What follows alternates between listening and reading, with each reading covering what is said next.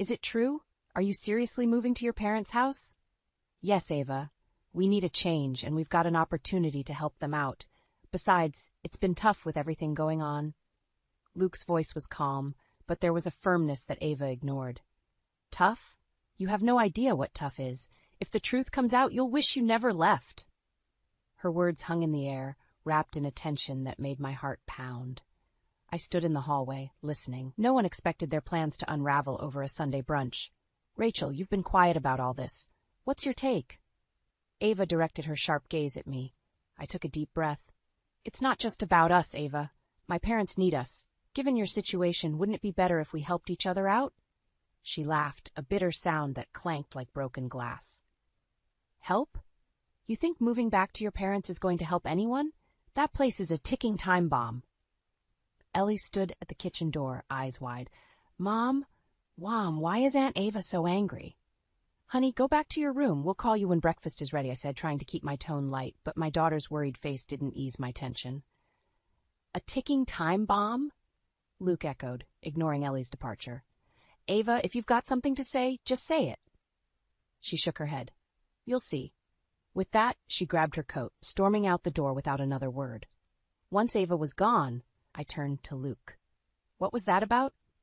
I don't know, but she's been acting erratically for months. Maybe we'll get some peace away from here, Luke said, rubbing his temple. Maybe, I murmured, hoping he was right. But Ava's words lingered in my mind. Luke and Ellie spent the next few hours packing up the last of our boxes. I joined them, glancing at the photos on the walls, the memories embedded in our home. Moving was a big decision, but my parents, John and Susan, needed us.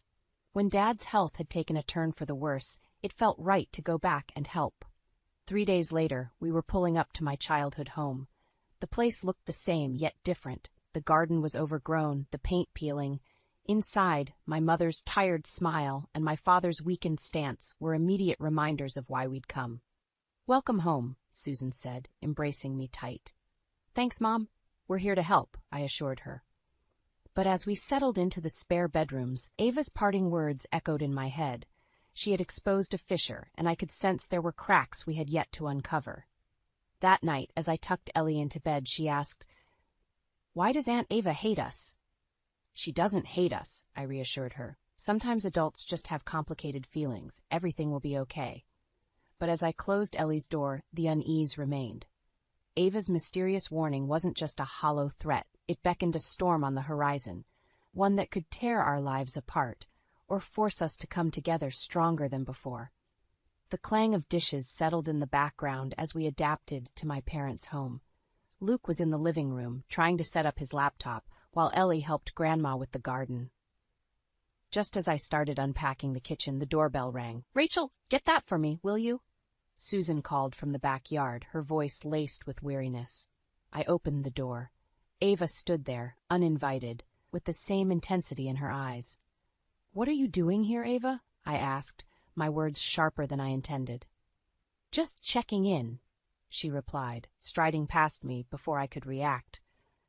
I see you've wasted no time making yourselves at home. Ava, this isn't the time, Luke said, standing up, his focus still on the glitchy laptop. She ignored him, walking through the house like it was her own. You really think living here will solve your problems? This place isn't a sanctuary. It's quicksand. Ava, leave it, I snapped, stepping between her and the narrow hallway leading to my parents' room. You don't get it, do you? You've always been clueless, Rachel. I've had to clean up my own messes without any help, she retorted, her face inches from mine. Aunt Ava? Ellie's voice cut through the tension. She was standing by the back door, dirt smeared on her cheeks, looking confused and scared. I softened my tone as I turned to her. Why don't you go show Daddy the lovely flowers you planted, Ellie? Ellie hesitated but nodded, casting nervous glances at Aunt Ava before disappearing into the living room. Why are you doing this? I asked Ava more quietly, but no less forcefully. Why do you think? She snapped, her mask of bitterness cracking. Look, just keep your nose out of my business. This house isn't a safe harbor. There are secrets here you don't want to uncover, trust me. Suddenly, Dad's voice came from the hallway, weak but clear. What's going on out here? Nothing, John. Just a bit of family disagreement, Ava answered sweetly, her demeanor changing instantly. I watched in disbelief as she turned on the charm, smiling at Dad like she wasn't just spitting venom at me. "Ava, come help me with something in the dining room," I said, not giving her the option to refuse. She followed, though her expression made it clear she was seething. As soon as we were out of earshot, I confronted her again. "Stay away from my family, Ava. If you've got issues, deal with them in your life, not ours." She leaned in, eyes dark with anger. "You've made a mistake moving here, Rachel. Remember that." She left without another word, slamming the door behind her. That evening, as we gathered around the dinner table, the air was thick with Ava's lingering presence. My father tried to keep the conversation light, but it was clear everyone felt unsettled. Ava's threats had shaken me. But more than that, they fueled a resolve I hadn't felt before. This was our home now, and I would fight to protect it. "Dad's really looking weak, Luke," I said as we watched my father struggle to get up from his chair. His shaky hands and labored breathing tugged at my heart. "I know. We need to figure out a way to help them more," Luke replied, brows furrowed in concern. Susan hurried over, placing a steadying hand on John's shoulder, worry etched deep on her face. Dad's illness was progressing faster than we had anticipated, and Mom's own health wasn't great either. "Mom, let me," I said, offering my hand, but she waved me off gently. "I've got it, Rachel. Just give him a moment." Ava barged in, not bothering to knock. "Looks like I'm right on time for the family crisis," she sneered, her eyes flicking between Dad and me. "Not now, Ava," Luke cut in, but she ignored him. "What's the plan, Rachel? Going to nurse him back to health all by yourself? Or are you finally going to admit you need help?" Ava's voice dripped with sarcasm. "We don't need this from you right now, Ava," I shot back, keeping my voice as steady as I could. Ava rolled her eyes. "Fine. Just don't come running to me when things get worse. And believe me, they will." Luke stepped forward. "If you're not going to help, then leave. We've got enough to manage without your negativity." Ava smirked and whispered so only I could hear, "Do you really think your presence here will make a difference? Or will it just unravel more secrets?" She turned on her heel and left before I could respond. Later that night, as I helped Susan prepare Dad's medications, the weight of it all made my hands tremble. We barely had a moment to catch our breath before another visit from Ava turned everything upside down. "Rachel, can we talk?" John's voice was weak but insistent. "Of course, Dad. What is it?" He patted the seat next to him. "There's something you need to know. Ava. She's been taking money. She said she needed it for debts, but it's gone too far. Your mother and I didn't want to worry you, but it's starting to hurt us." "What? How much has she taken?" I asked, trying to keep my voice calm. "Too much. We didn't want to believe it at first, but now we have no choice," Dad admitted, looking more tired than I'd ever seen him. "When did you find out?" Luke asked, coming to stand beside me. "Months ago, but we thought she'd stop. She hasn't," Susan said softly. I clenched my fists. This wasn't just a family feud anymore. It was an outright betrayal. "We have to stop her, Dad. We can't let her get away with this." "We will," Luke said, taking my hand. "We'll handle this together." Ava's deceptive antics had driven a wedge in our family, and it was time to remove it once and for all. John's confession was the last straw. Ava would face the consequences of her actions. The plan to move wasn't just about supporting my parents anymore. It was about guarding them from someone who should have been their protector. As the night settled in, we knew things were about to get even tougher. But this time, we were ready. Ellie and I were setting the table for dinner when Ava burst in again, this time with her usual dramatic flair. "Rachel, we need to talk," she demanded, her voice a mix of anger and desperation. "Not now, Ava. We're about to have dinner," I replied, trying to keep the peace. Ava ignored my words and marched into the kitchen, brushing past Ellie. "This can't wait." Luke, overhearing the commotion, stepped into the kitchen. "Ava, we told you to stop coming over unannounced. What do you want?" Ava's gaze darted nervously, her usually fierce demeanor slightly off-kilter. "I need some money, just a bit to tide me over." "You have a lot of nerve," I said, placing the plates down with a bit more force than necessary. "You've already taken so much from Mom and Dad, and now you're asking for more?" Ava's face twisted into a scowl. "You think you're so perfect, don't you, Rachel? Living here, playing the hero, but you have no idea the mess you're stepping into." "Enough, Ava," Luke interrupted. Any help you needed, you could have come to us like a decent person, but you chose to steal from your own family." "I had no choice," she shouted, her voice echoing through the small kitchen. "There's always a choice," I replied quietly. Susan entered, frail and leaning heavily on her cane. "What's going on here?" "Ava needs to leave," I said firmly. "She's causing more problems." "Absolutely not," Susan replied. "If Ava has problems, we handle them as a family." Ava looked at our mother, a glimmer of hope in her eyes. "See, even Mom gets it." "Ava, you need help," Susan said gently, "but stealing and lying isn't the way. You need to face what you've done." Tears welled in Ava's eyes, but her expression hardened. "I don't need your pity. Fine, I'll leave, but don't think this is over." As she stormed out, the room felt lighter, but also filled with an uneasy silence. I looked at my father, who had been quietly watching the whole scene unfold. "She's desperate, Rachel," John said softly. "Desperate people do desperate things." "I know, Dad," I replied. As we sat down for dinner, the weight of Ava's actions hung over us. Every clink of silverware was a reminder of the chaos she brought, but also the resolve to see this through. Later that night, Luke and I sat down at the dining table, papers spread out before us. We'd been collecting evidence of Ava's deception. "We need to talk to Mark, get his advice," Luke said, sifting through the documents. "I'll call him tomorrow," I confirmed. "We can't let Ava destroy our family any further." The next day, as I dialed Mark's number, I knew there was no turning back. Ava had set the stage for this confrontation, and we needed every bit of strength to see it through. As the phone rang, I glanced around the home that now served as both sanctuary and battleground. Ava's actions would have consequences, and we were ready to face them head-on. This wasn't just about revenge. It was about justice, and finally putting things right. The next morning, I sat in the living room, phone pressed to my ear as Mark picked up. "Mark, we need your help. It's about Ava." "Rachel, I've been expecting your call. Luke gave me a heads up. Tell me everything." I laid out the details. Ava's embezzlement, her erratic behavior, and John's confession about her taking money from our parents. Mark listened intently. "This is serious, Rachel. We need to gather all the evidence you've got." I sighed in relief. "We've started, but there's a lot to sort through." "Meet me at my office tomorrow morning. We'll figure out our next steps," Mark instructed. "I'll be there," I promised, feeling a spark of hope. After hanging up, I found Luke and Ellie in the backyard. "Mark's on board," I said, squeezing Luke's shoulder. "We meet him tomorrow." "Good," Luke replied, relief evident in his eyes. "It's time to put a stop to this."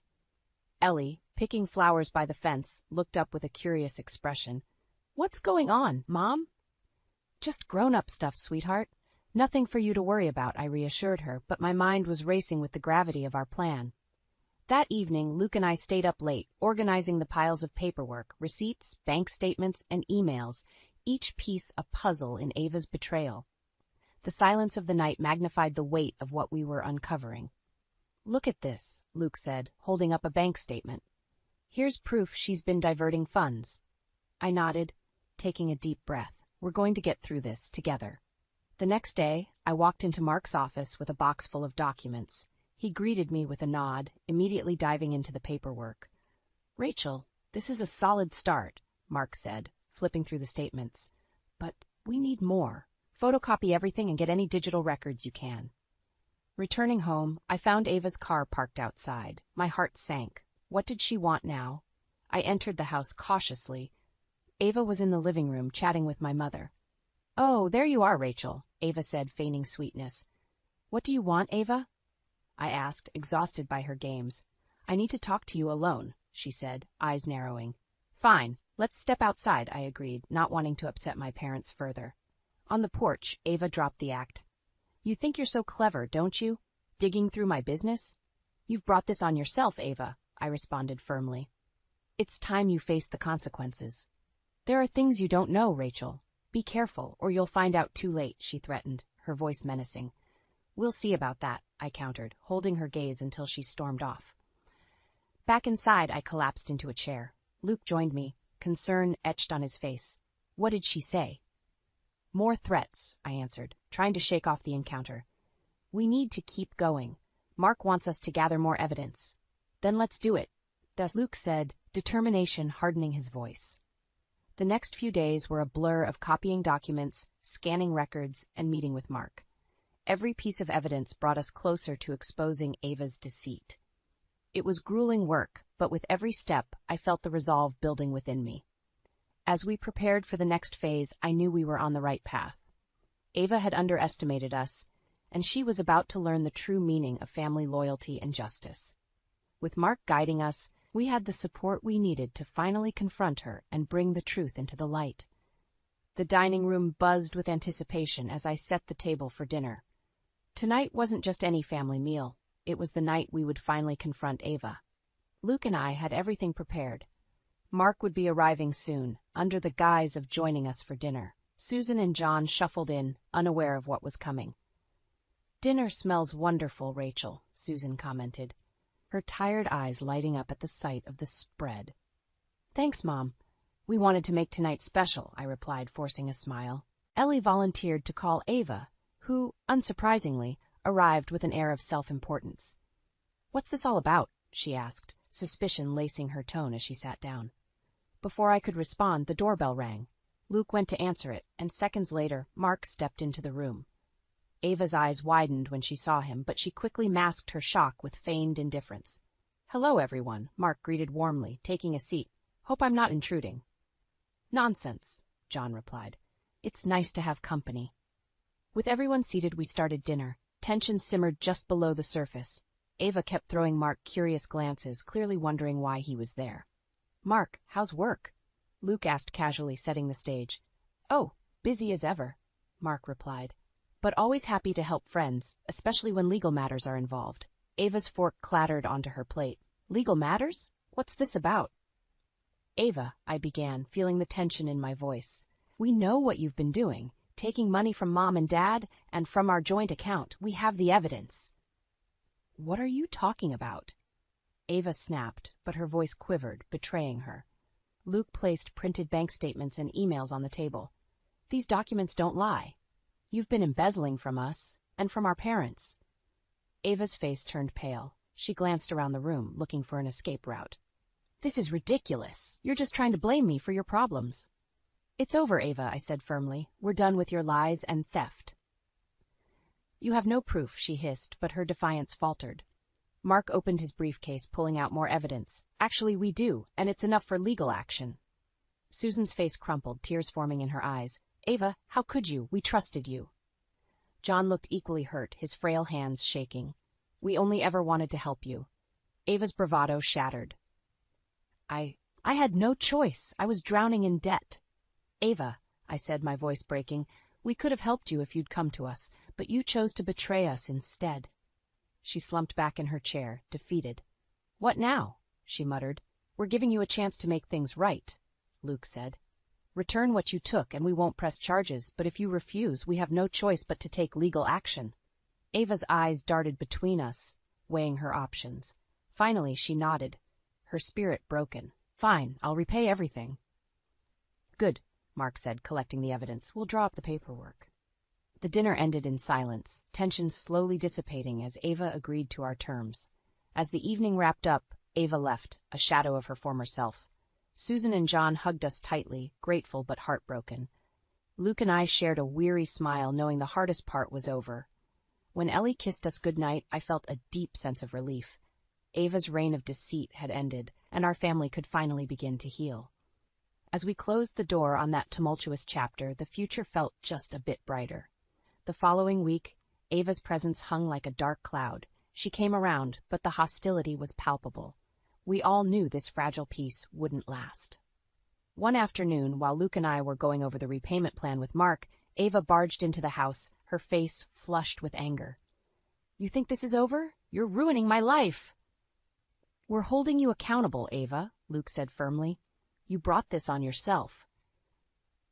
"You think you know everything, don't you?" Ava spat. "There's more to this than you realize." "Like what?" I quickly interjected, trying to maintain composure. Ava's expression twisted with frustration. "You wouldn't understand. You've always had it easy." "Easy? Caring for our sick parents and dealing with your betrayal doesn't exactly qualify as easy," I shot back. "You think you're so perfect, Rachel, always playing the martyr," she sneered, stepping closer. Her eyes flicked to Mark, seated with us. And you bring in your lawyer friend to make sure I'm boxed in. Typical. That Mark cleared his throat. Ava, this isn't personal. It's about rectifying the financial damage you've caused. Financial damage? It's more than that. It's not just numbers on a page, she seethed, her voice rising. This is about survival. Luke stood up, his calm demeanor beginning to crack. Survival doesn't justify your actions. You stole from your own family. Ava's resolve seemed to waver for a moment before she hardened again. Fine. You want the full story? I had no choice because of Dad's medical expenses. You think that stayed in the black? No, it didn't. I was the one juggling the bills, not you. Dad, his voice weak but steady, joined us from the living room. Ava, we never asked you to carry that burden alone. Why didn't you come to us? Ava laughed bitterly. Because you and Mom buried your heads in the sand. I tried, Dad. I really did. Susan, standing beside John, shook her head. Ava, we could have found another way. The room was silent as Ava's confession sank in. I realized that beneath her vile actions lay a desperation we hadn't understood.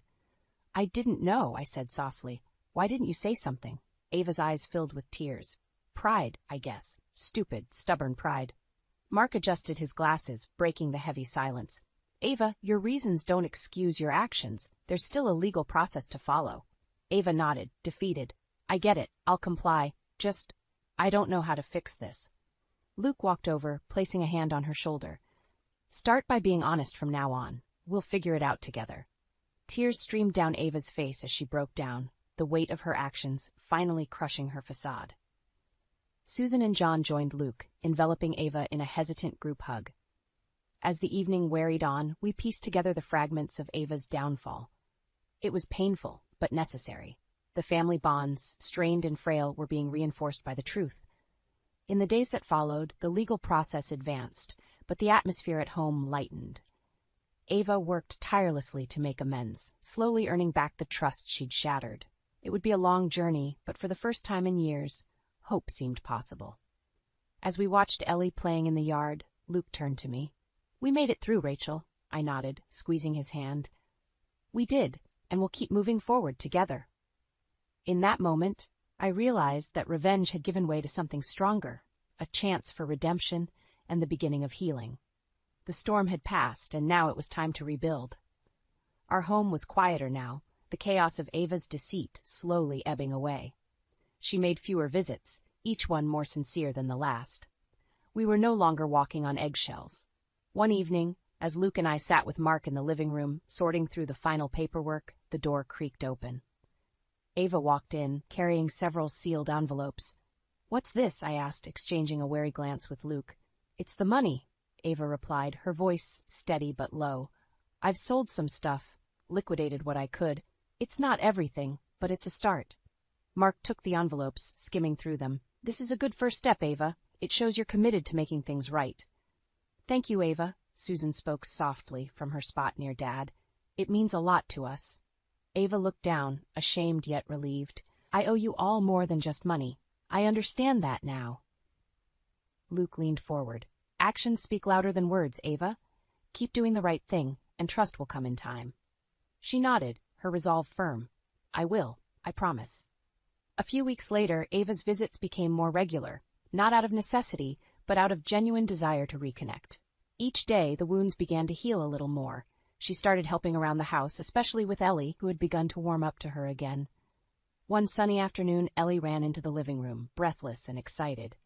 Mom, Dad, Aunt Ava helped me build a birdhouse. Come see. Luke and I exchanged smiles, following Ellie outside. Ava stood there, paintbrush in hand, a genuine smile on her face. It was a sight I hadn't seen in a long time. Wow, this looks great, I exclaimed, admiring the colorful birdhouse. We made it together, Ellie beamed, hugging Ava's leg. It was a small step, but it felt monumental. For once, there was a sense of normalcy, a promise of better days ahead. Later that evening, as the family gathered around the dinner table, John raised a toast, his voice frail but strong with emotion, to healing, to forgiveness, and to moving forward. We clinked our glasses, the sound a symbol of unity. Ava's face softened, reflecting the sincerity in her eyes. After dinner, as I tidied the kitchen, Ava approached me. Rachel, can we talk? Of course, I replied, setting down the dish towel. She hesitated, then spoke.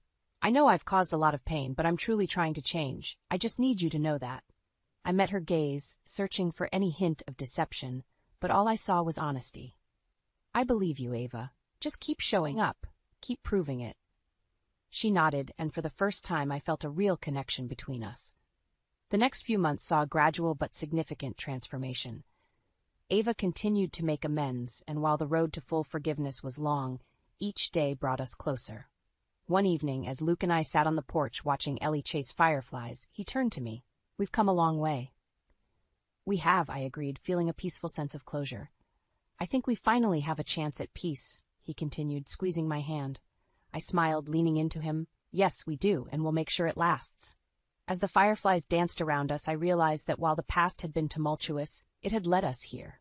Stronger, united, and ready to embrace the future. Our family had faced betrayal, but we'd emerged resilient. The karma of Ava's actions had come full circle, bringing with it a chance for redemption and a new beginning. And as I looked at my family, I knew we were ready to face whatever came next together.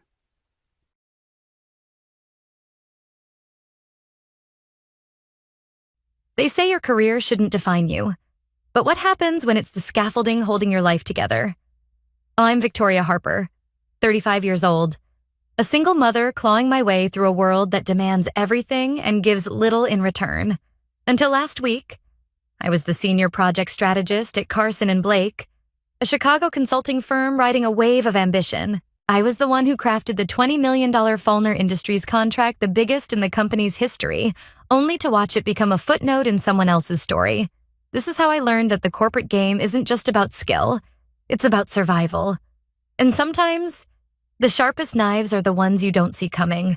5 years ago, I walked into Carson & Blake with a resume polished by necessity and a heart steeled by divorce. Chicago's skyline loomed outside my office window, a daily reminder of the stakes rent, tuition, my daughter Ellie's braces. At 13, Ellie was old enough to sense the weight I carried, but young enough to believe I could fix anything. I'd rebuilt our lives from the ashes of a broken marriage, trading sleepless nights for spreadsheets and strategy decks. Carson & Blake weren't just a job, it was my proving ground. I didn't just work there, I poured myself into it, shaping chaos into clarity, turning client dreams into executable plans. My role as senior project strategist meant I was the architect behind the firm's most complex wins. The Fallner Industries contract was my masterpiece. For 3 months, I wove their growth forecasts into a 200-page proposal, balancing risk models with market projections. I'd sit at my desk long after the office emptied, the glow of my laptop casting shadows on the walls, while Ellie ate dinner alone at home. Every data point, every contingency plan was mine. When the client signed, the boardroom erupted in applause, not for me, but for the firm. I didn't mind.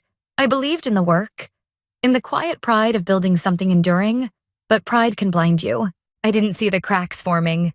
The way my boss, Matt, lingered over my drafts with a smile too sharp to trust. I didn't question the late-night emails asking for one more revision or the meetings where my ideas were praised, but my name was absent. I thought loyalty would shield me, that my work would speak for itself. I was wrong. The corporate world doesn't reward the builders, it rewards the sellers, the ones who know how to claim the spotlight. And Matt was a master at that game. Ellie was my anchor through it all. She'd curl up on the couch with her sketchbook, her brown eyes catching the light as she asked, "Mom, did you win today?" I'd laugh and say, "Not yet, but I'm close." Her faith in me was a tether, pulling me through the exhaustion, but there were nights I'd wake up with my laptop still open, the cursor blinking like a silent accusation. I missed her recitals, her science fairs, promising next time while the guilt gnawed at me.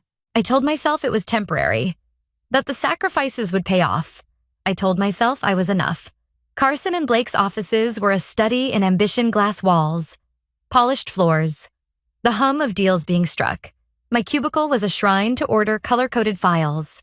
A photo of Ellie grinning at Navy Pier. I thrived on the pressure, on turning impossible deadlines into victories. But the higher I climbed, the more I felt the weight of being a woman in a room full of suits. My ideas were lauded, but my voice was often an afterthought.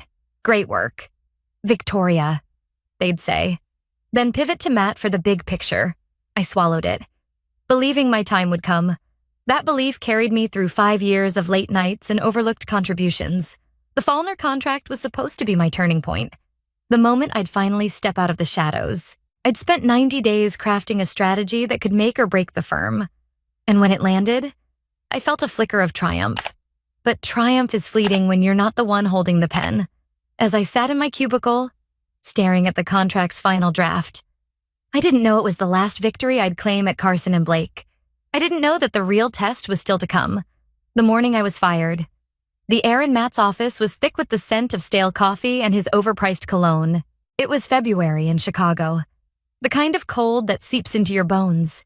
But the air conditioner droned on, an absurd hum against the frost outside. I sat across from him, my hands folded tightly in my lap, as he slid a termination letter across his mahogany desk. "Don't take it personally. Victoria," he said, his voice smooth as polished stone. "It's just restructuring. We need new energy." My ears buzzed, the words sinking in like a slow poison. After 5 years of building Carson and Blake's most intricate strategies, I was being erased with a shrug. 2 weeks earlier, I'd found the final version of the Fallner proposal on Matt's desk. My name, once centered on the title page, was gone.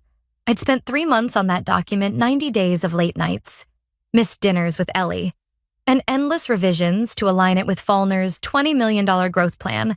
I'd crunched the data, modeled the risks, and written every word. When I asked Matt about it, he waved me off with a chuckle. "Don't worry, Victoria, you'll get credit internally. This is just how these things work." His eyes didn't meet mine, and I felt a prickle of unease. I should have pushed back. I should have seen it coming, but I trusted the system, trusted him, and that was my first mistake. Now, as I stared at the termination papers, my mind replayed the sacrifices, the nights I'd worked until 1 a.m., my laptop's heat warming my thighs, the holidays I'd missed, promising Ellie I'd make it up to her, the time Matt leaned back in his chair and said, "You don't have a killer instinct. Victoria, that's what's holding you back." I'd bristled but stayed silent, proving my worth through work instead. And yet here I was, dismissed like a temp. My keycard already deactivated. "I'm sorry," Matt said, not looking sorry at all. "You know how this goes." No, I didn't. Not like this. I forced myself to breathe, holding my chin high. My hands trembled, but I wouldn't let him see it. I wouldn't give him the satisfaction of tears or outrage. "Thank you for the opportunity," I said, my voice steady as I stood. His eyebrows twitched, surprised by my calm. He'd expected a scene begging, maybe, or an outburst he could spin into a story. But when you've rebuilt your life from nothing, you learn to walk away with your dignity, even when it feels like your lungs are collapsing. I gathered my things, a cardboard box with Ellie's photo, my notebooks, a half-dead plant, and followed an HR rep I barely knew to the elevator. In the parking garage, I sat in my car, gripping the steering wheel until my knuckles whitened. The sleet tapped against the windshield, blurring the world outside. I wasn't just angry, I was gutted. Not because I'd lost the job, though that stung like a fresh wound, because I'd let Matt use me, because I'd seen the signs his casual dismissals, the way he'd take credit for my slides in meetings and still gave him everything. My heart pounded in my throat as I thought of Ellie, of the $1, $200 rent, the $500 tuition payments, the braces we still couldn't afford. I thought of the nights she'd eaten cereal alone while I chased one more thing for the firm. As I drove home through the gray slush, the city felt like a stranger. I'd given Carson and Blake my best years, my sharpest ideas, only to be discarded. Matt's words echoed. "You don't have a killer instinct." He was wrong. I'd survived a divorce, raised Ellie alone, and turned chaos into contracts worth millions. I had instinct. I just buried it under loyalty. That night, I tucked Ellie into bed, her soft snores filling the quiet apartment. I sat at the kitchen table, staring at the skyline beyond our window, the Willis Tower piercing the dark. My laptop sat closed, a silent challenge. I wasn't done. Not yet. The betrayal wasn't just personal, it was a theft of my work, my time, my future. I'd built the Fallner strategy from scratch, and Matt had claimed it as his own, erasing me from the narrative. But I wasn't invisible. Not to Ellie, who believed I could do anything. Not to myself, who'd learned to rise from worse falls. As the city hummed outside, I felt a spark not of anger, but of resolve. Matt thought he'd won, that I'd fade quietly into the margins. He didn't know I was already planning my next move, one that would rewrite the story he thought he controlled. What does it feel like to stand at the edge of a cliff, knowing the only way forward is to leap that night? As Chicago's skyline glittered like a taunt beyond my window, I felt the weight of that question.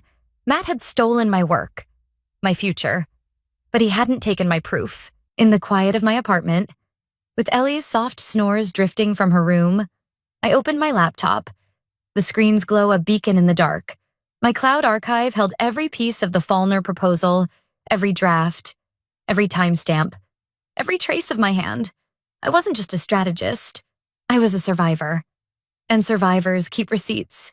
The archive was a digital vault, meticulously organized, a habit born from years of navigating a world that could turn on you. I scrolled through folders labeled Fallner Q1. 2025. My heart quickening as I opened the original concept sketch, time-stamped 6 months ago. My name bolded at the top.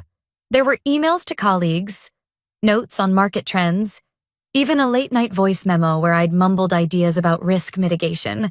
I hadn't saved these to be cunning. I'd saved them because I believed in the work. Now, they were my lifeline.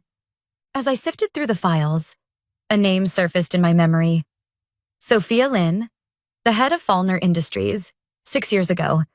We'd collaborated when she was still steering a scrappy startup, over coffee in a cramped Loop cafe.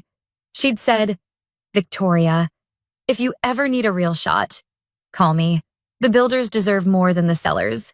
I'd never called. Too loyal to Carson and Blake, too buried in deadlines. But her name lingered in my contacts. A forgotten promise. I opened my email, the cursor blinking like a heartbeat. My fingers hovered, drafting a subject line. "The real author of your proposal." The email was brief but precise. Like a well-aimed dart, I introduced myself, reminded Sophia of our past work, and laid out the truth the Fallner strategy was mine. Stripped of my name by Matt, I attached the original draft, its metadata intact. "I've left Carson and Blake." I wrote, "But you deserve to know who built your plan." My stomach churned as I clicked send. The confirmation chime echoing in the silent room. I didn't know if Sophia would read it, let alone respond. But I'd spoken. I'd drawn a line in the sand. I lay awake that night, the ceiling a canvas for my doubts. What if Sophia ignored me? What if Matt had already spun a story to discredit me? Ellie's breathing anchored me, a reminder of why I couldn't stay silent. I'd taught her to stand up to bullies, to fight for what's right. Now, I had to live that lesson. The city hummed outside, its pulse syncing with mine, restless, relentless. I closed my eyes, adrenaline coursing through me, not from fear, but from the clarity of purpose. I'd taken the first step, and there was no turning back. By dawn, my inbox was still empty, but I felt lighter, as if I'd shed a layer of defeat. I made Ellie pancakes, her sleepy smile a balm for my nerves.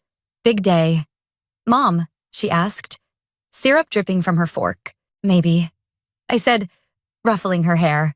I didn't tell her about the email. Not yet.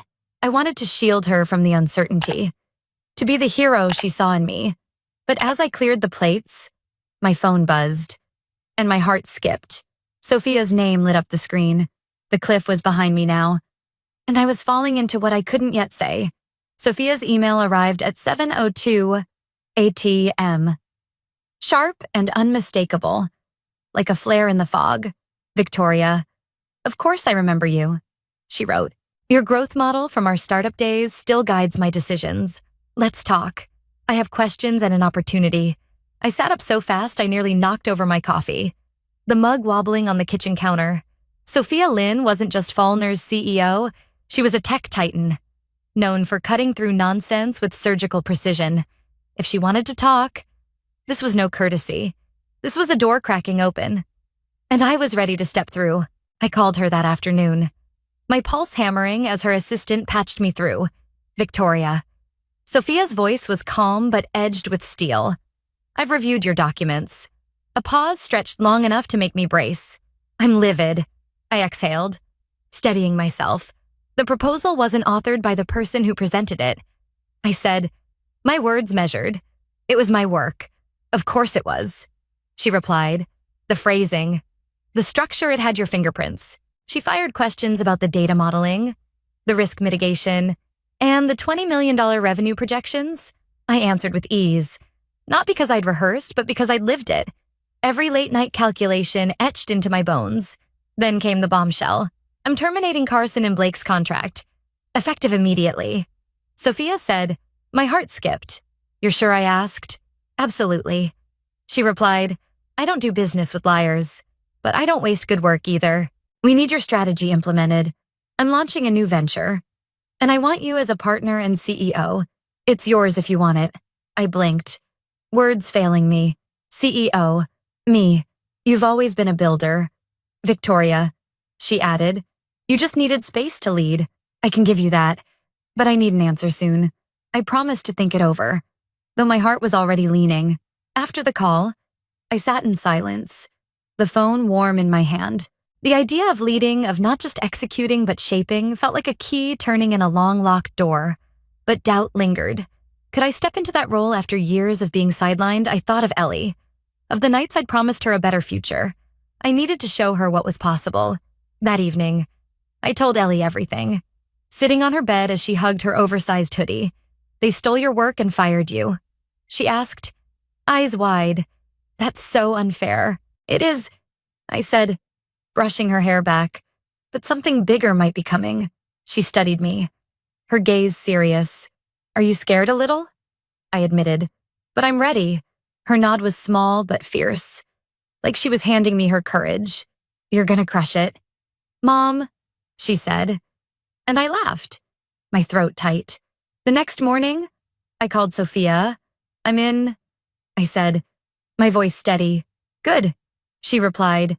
You're now CEO of Lynn Harper Consulting. Paperwork's in motion. Hours later, the news hit Fallner Industries had canceled its contract with Carson and Blake. Citing leadership concerns, I imagined Matt's face, his smugness crumbling as the firm's stock wobbled. But the real moment came the next day, when Sophia forwarded me an email from Matt's assistant, begging for a call to salvage the partnership. Her note was brief. He wants the CEO. Your move. The call was scheduled for 10:00 a.m. I sat at my desk, the city's pulse thrumming through the window, and dialed in. Matt's voice came through, laced with panic.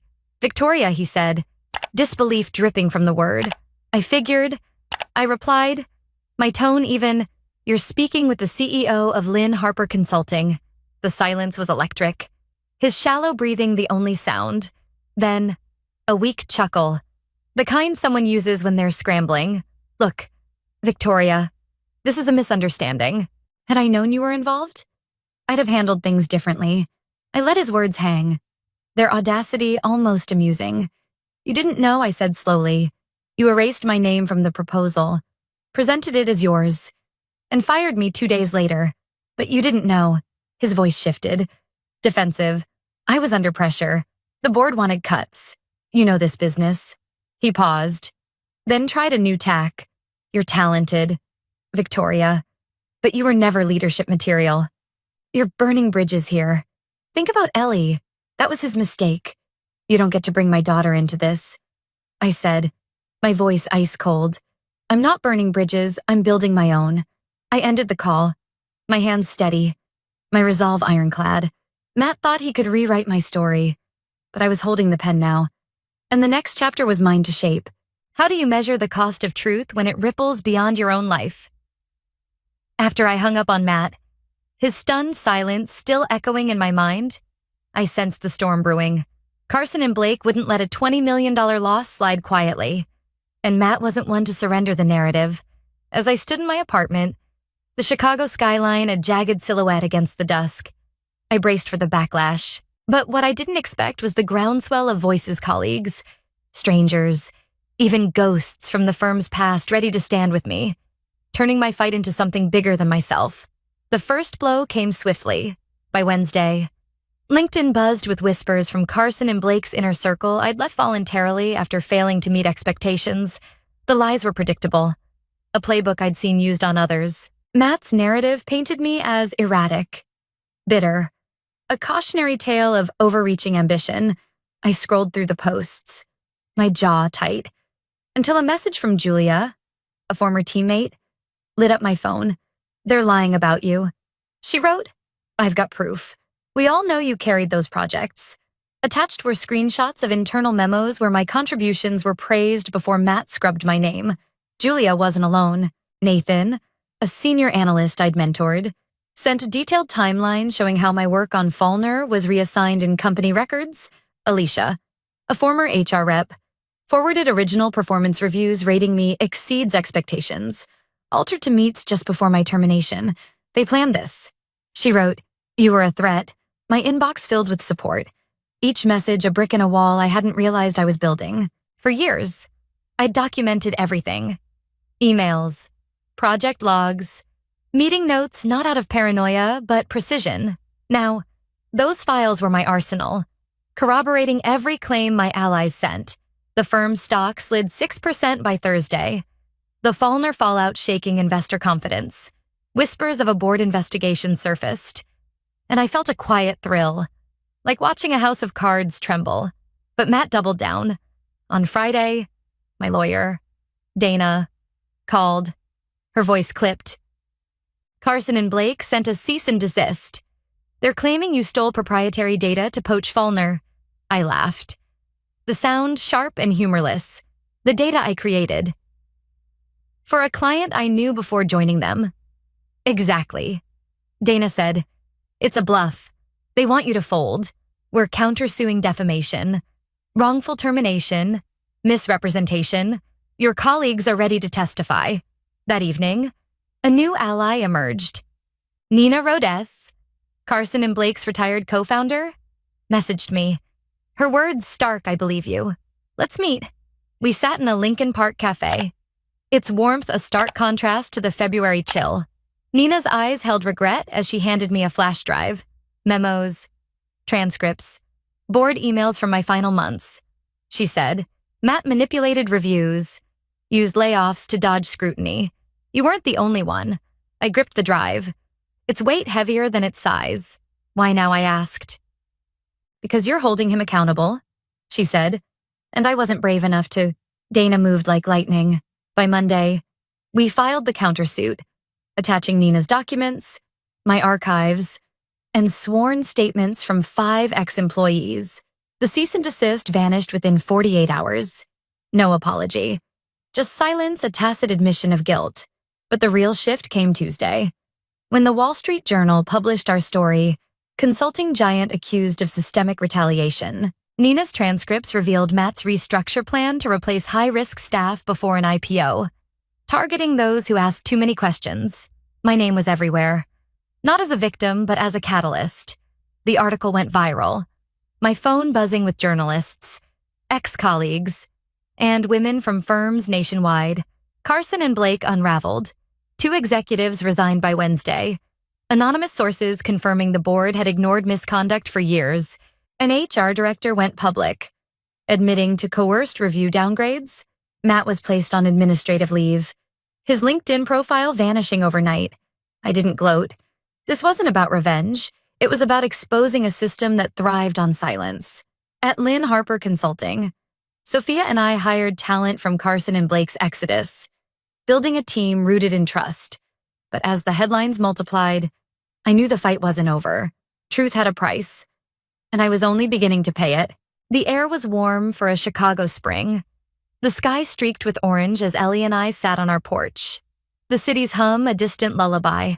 A month after the Ledger article, my life felt like a map redrawn. Lynn Harper Consulting was no longer a fledgling venture, but a beacon, signing 2 major clients. One a direct rival of Carson and Blake. The irony was sharp, but my focus wasn't on settling scores. It was on building something lasting, something true. Yet as I watched Ellie scroll through her phone, her smile bright, I wondered, could one woman's stand rewrite the rules for all the others still in the shadows? The media storm hadn't faded. A feature titled, "From Discarded to Disruptor" traced my journey, quoting leaked memos and my refusal to sign Carson and Blake's non-disclosure agreement. Messages flooded in, women sharing stories of stolen credit. Silenced voices. "You gave me courage." One wrote. My chest tightened. Not with pride, but with the weight of their truths. The firm settled soon after, offering a confidential sum, a public apology, and reforms in ethics board, transparency reports. I accepted the terms but rejected the NDA. Silence wasn't my currency anymore. A Boston University invited me to speak at their Women's Leadership Summit, titled Architect of Your Own Power. I said yes, not for the spotlight, but to amplify the voiceless. The night before I drafted my speech, Ellie burst into my room, eyes wide. "Mom, you're on TV again?" I chuckled, pulling her close, tired of my face, yet. "No," she said, leaning into me. "It's cool. You didn't let them make you nothing." Her words hit like a tide, washing away years of doubt. I wasn't just fighting for me, I was showing her what it meant to rise. Lynn Harper grew, its reputation for integrity drawing a waitlist of applicants. I led strategy calls with Fortune 500 executives. No longer a footnote, but the author of my blueprint. Carson and Blake's crisis deepened, their client roster shrinking as partners defected, but my victory wasn't their collapse. It was the space I'd carved for others. Colleagues who'd stayed silent now spoke up, inspired by my stand. "You were the first to walk." Julia texted, "Now we're following." That evening, I stood at my window. The skyline a constellation of possibility. I once thought the system was unbreakable, a machine that ground down the builders. But systems are made of people, and people can choose differently. Ellie's laughter echoed from the living room, a reminder of why I'd fought. I wasn't done. Every story I shared, every hand I extended, was a brick in a new foundation, one where no one had to stay invisible. My fight had begun with a single email, but its end was a beginning. Not just for me, but for all who dared to claim their place.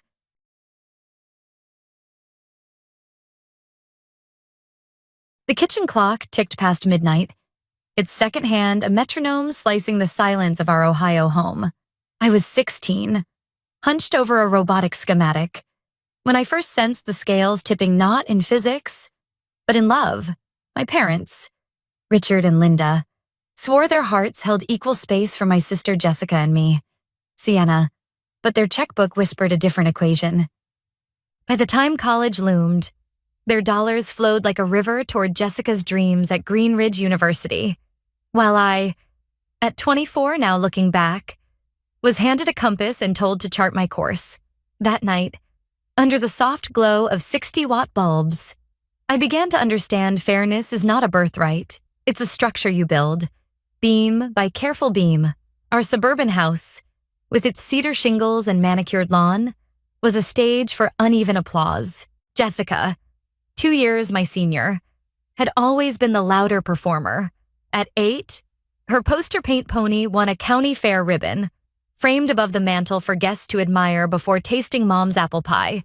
My Lego anemometer, built at 10 to measure wind speed in our backyard, earned a science fair certificate that slid into Dad's desk drawer, buried under tax forms. By high school, the pattern calcified. My robotics team's $500 prize for a prosthetic arm prototype was mentioned once at dinner, drowned by Jessica's recounting of her drama club's standing ovation. I scribbled my hurt in a spiral notebook, the pages lit by a thrift store lamp, each word a rivet in the bridge I was learning to construct alone. When college applications arrived, the imbalance became ledger clear. Jessica's acceptance to Green Ridge, a private campus 200 miles away, came with a $30 tuition bill that Mom and Dad paid without blinking. Marketing's her future. Dad said, his pride as sturdy as oak. My acceptance to the same university's engineering program was met with smiles and a caveat. "You're so independent. Sienna, you'll figure it out." Figure it out meant scholarships, loans, and a calculator from a thrift store that hummed as I budgeted $12 in grants against textbooks and rent. I taped a Post-it note to my closet door. Earn the dawn. It was my alarm, my prayer, my blueprint for mornings when the world felt too heavy to lift. I wasn't angry. Not yet. Anger requires expectation. And I had already begun chiseling mine into a smaller, portable shape. Jessica's dorm room was a canvas of fairy lights and monogrammed pillows. Mine was a 10 by 12 box with a contraband hot plate. While she rehearsed charisma, I studied statics, learning how beams distribute load to prevent collapse. My parents called weekly. Their voices warm but distracted. "How's Jessica's marketing club?" Mom would ask. I'd mention a differential equation I'd solved, and Dad would hum, already chasing Jessica's next anecdote. The calls ended with me staring at a blank phone screen, wondering if love could be measured in decibels. That first semester, I sat in the high school library, long after classes ended, sketching scholarship essays under a flickering 40-watt bulb. The librarian, Mrs. Conway, slipped me a granola bar once, saying, "Brains like yours don't quit." Her words were a girder, steadying my resolve. I wrote about bridges, not just steel and concrete, but the kind you build inside when the ground shifts beneath you. By spring, I'd secured enough grants to cover tuition, but food and rent demanded more. I took a job shelving books. Each $10 shift a brick in my foundation. Jessica sent selfies from sorority mixers, her laughter louder than my library's hush. I didn't resent her. Not exactly. But I began to see some daughters are given wings, others must engineer their lift. College was a machine I learned to calibrate, its gears grinding against my bones. At 20, I was a sophomore at Green Ridge, my days a mosaic of lectures, labs, and 40-hour work weeks that paid $9 an hour. The radio station, a cinderblock bunker 2 miles from campus, was my midnight refuge. I sold ad slots to local diners, my voice steady over static, while freshmen slept. Tutoring calculus in the library added $12 per session, enough to buy bulk rice and ramen, which I transformed into meals on a $15 hot plate. Sleep, on lucky nights, lasted 4 hours under a thrift store quilt. Each dawn, I whispered, "Earn the dawn," the post-it now frayed but fierce, a compass for navigating a world where my sister's path was paved with parental dollars. Jessica, meanwhile, danced through college like a flare. Her FaceTime calls came from beaches 500 miles away, her manicured fingers flashing festival wristbands bought with Mom and Dad's $30, some dollars tuition checks. "College is exhausting." She'd sigh, the Atlantic glittering behind her. I'd nod. My dorm room's 40-watt bulb casting shadows on my differential equations textbook. Our parents' calls followed a script Mom asked Jessica about her marketing lectures. Dad beamed at her exaggerated tales of professor praise. And I was an afterthought. "Sienna, those grants are holding up." "Right," they'd say. Their voices a polite pivot. I'd mention proving a theorem in discrete math or a 3.9 GPA, but their hums were already chasing Jessica's next story, a champagne fundraiser, a viral TikTok. I hung up, the silence heavier than the 50-pound rice bag I hauled from a food pantry. Survival demanded ingenuity.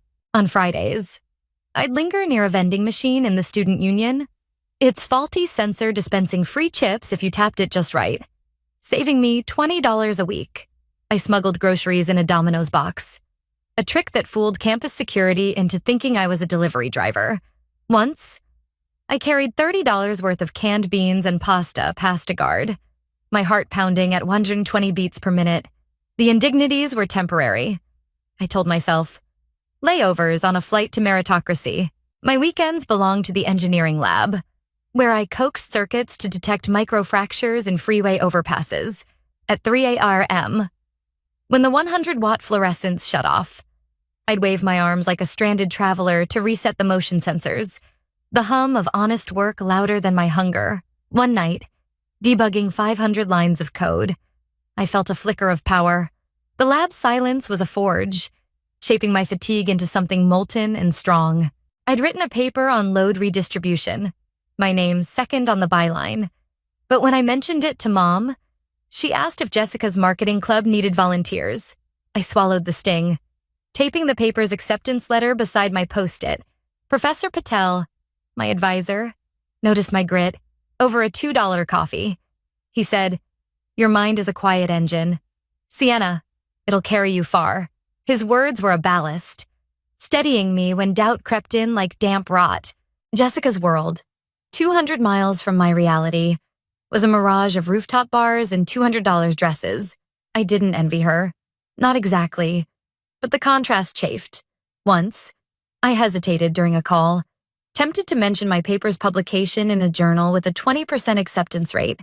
But Mom was already asking Jessica about her sorority's gala, and I let the moment slip, my voice a nod in the dark. Instead, I poured my stories into a journal, its pages lit by a 60-watt desk lamp, each entry a schematic for a life I was building alone.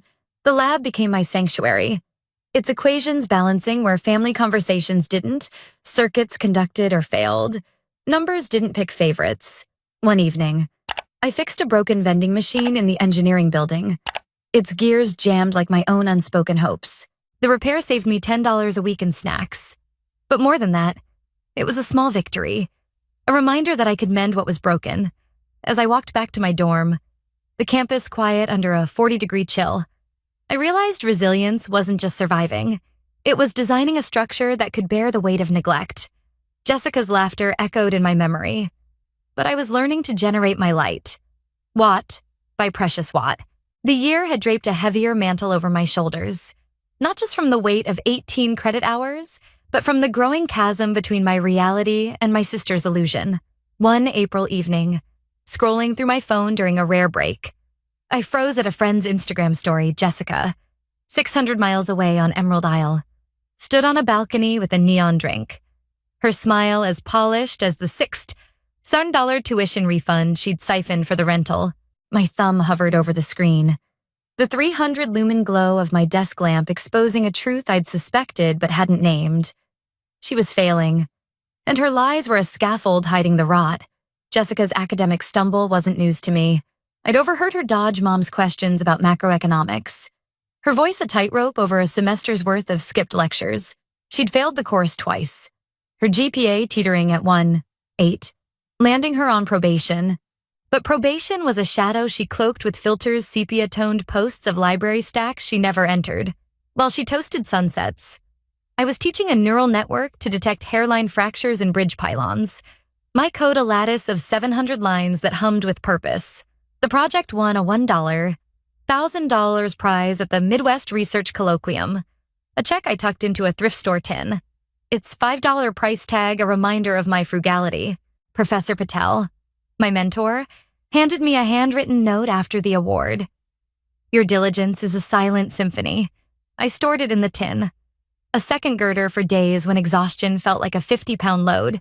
The lab's 200-watt fluorescence flickered as I worked, mirroring the unease prickling my spine. Jessica's deception wasn't just reckless, it was a theft of trust. Each dollar spent on her beach house a nail in the coffin of our parents' blind faith. I didn't confront her, not yet. My energy was rationed for survival, not sermons. Instead, I channeled my frustration into a side project, a sensor array for detecting stress in suspension cables.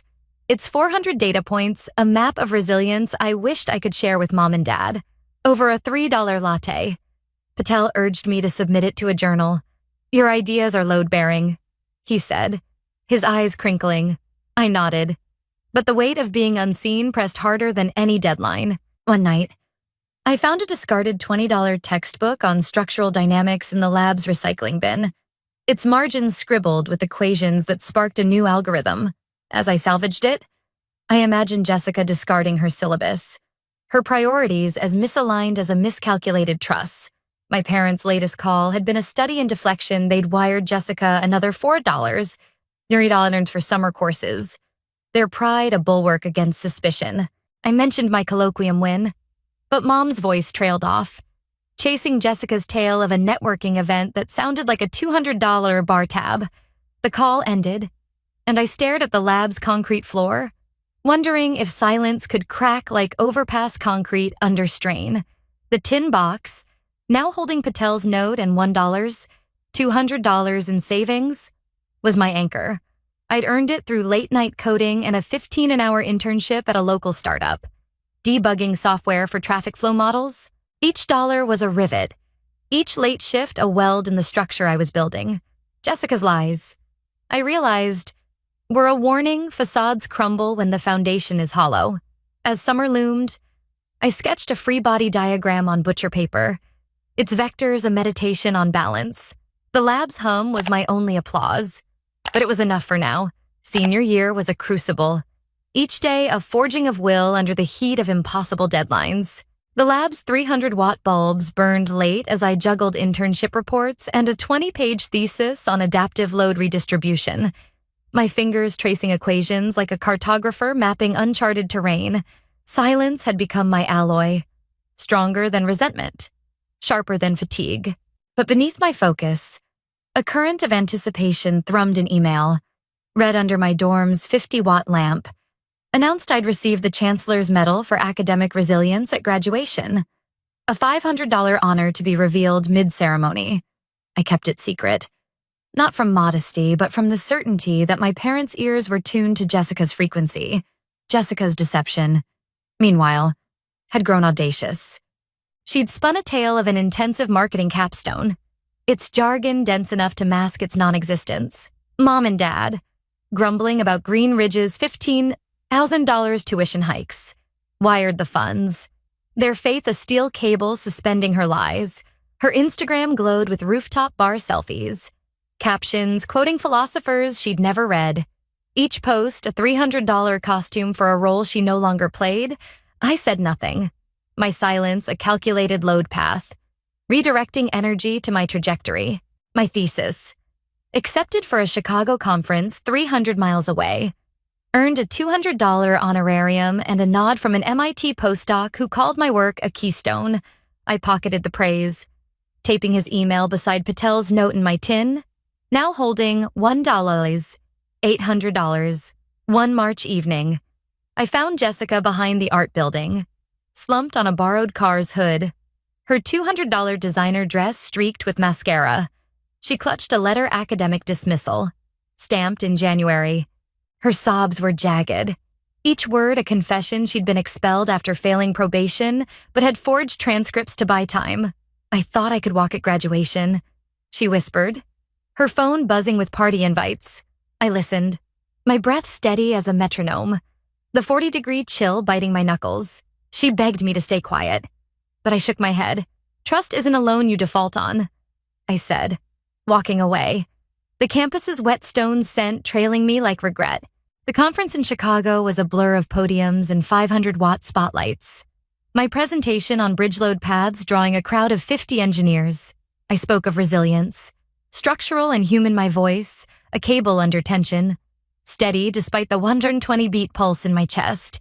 Back at Green Ridge, I debugged sensor code in the lab, its 400 data points a mirror of my meticulous survival. Jessica's masquerade continued. She forwarded fake tuition statements, even acquired 100 Leitner, command robe from the theater department. Its $50 cost a final flourish.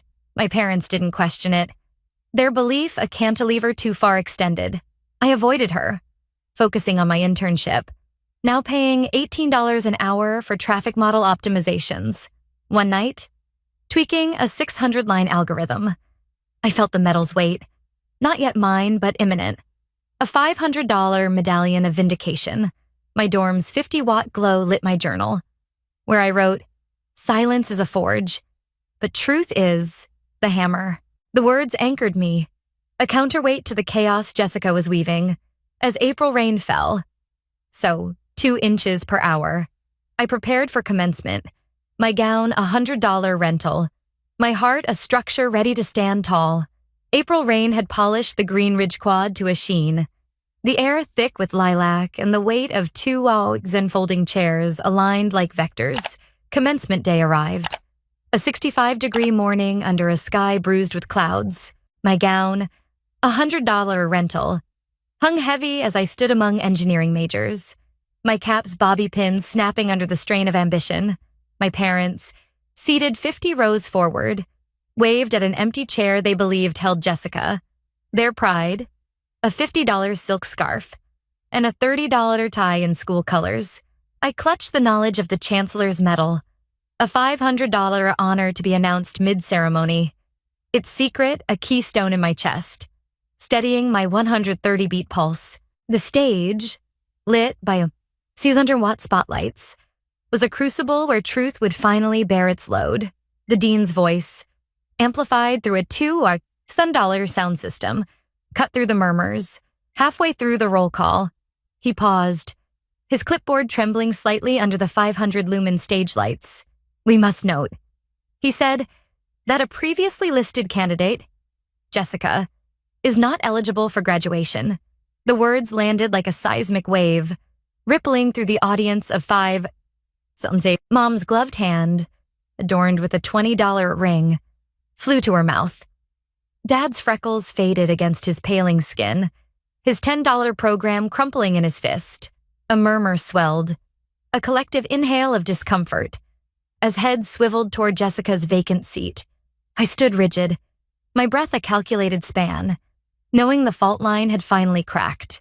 Before the shock could settle, the chancellor stepped forward, his robe a cascade of crimson under the 700-watt glare. "Excellence," he declared, "thrives in quiet corners.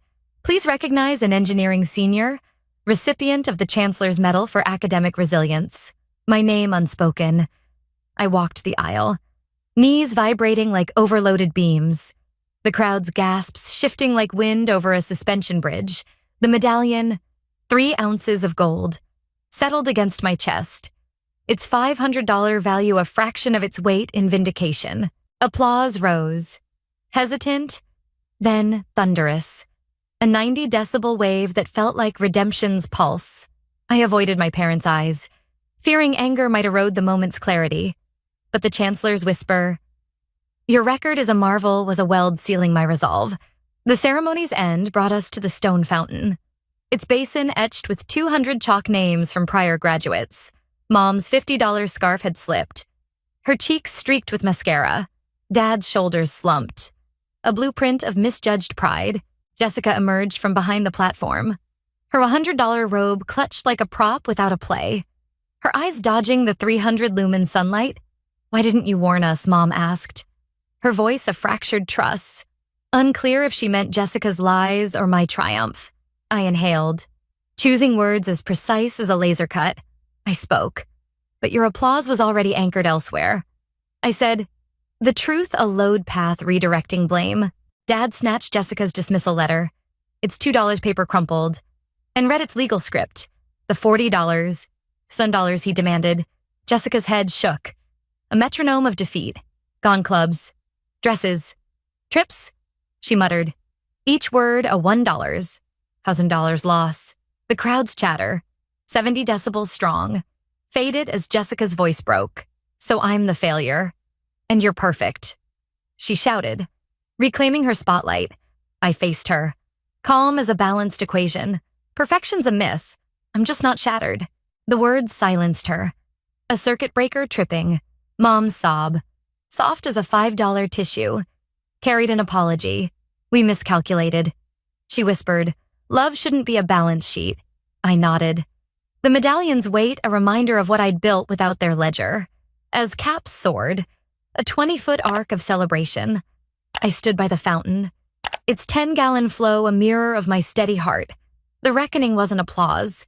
It was the moment I knew my voice could finally hold its span. Seattle's skyline, 500 miles from Ohio's flat horizon, greeted me with a 600-watt dawn that painted my new apartment's hardwood.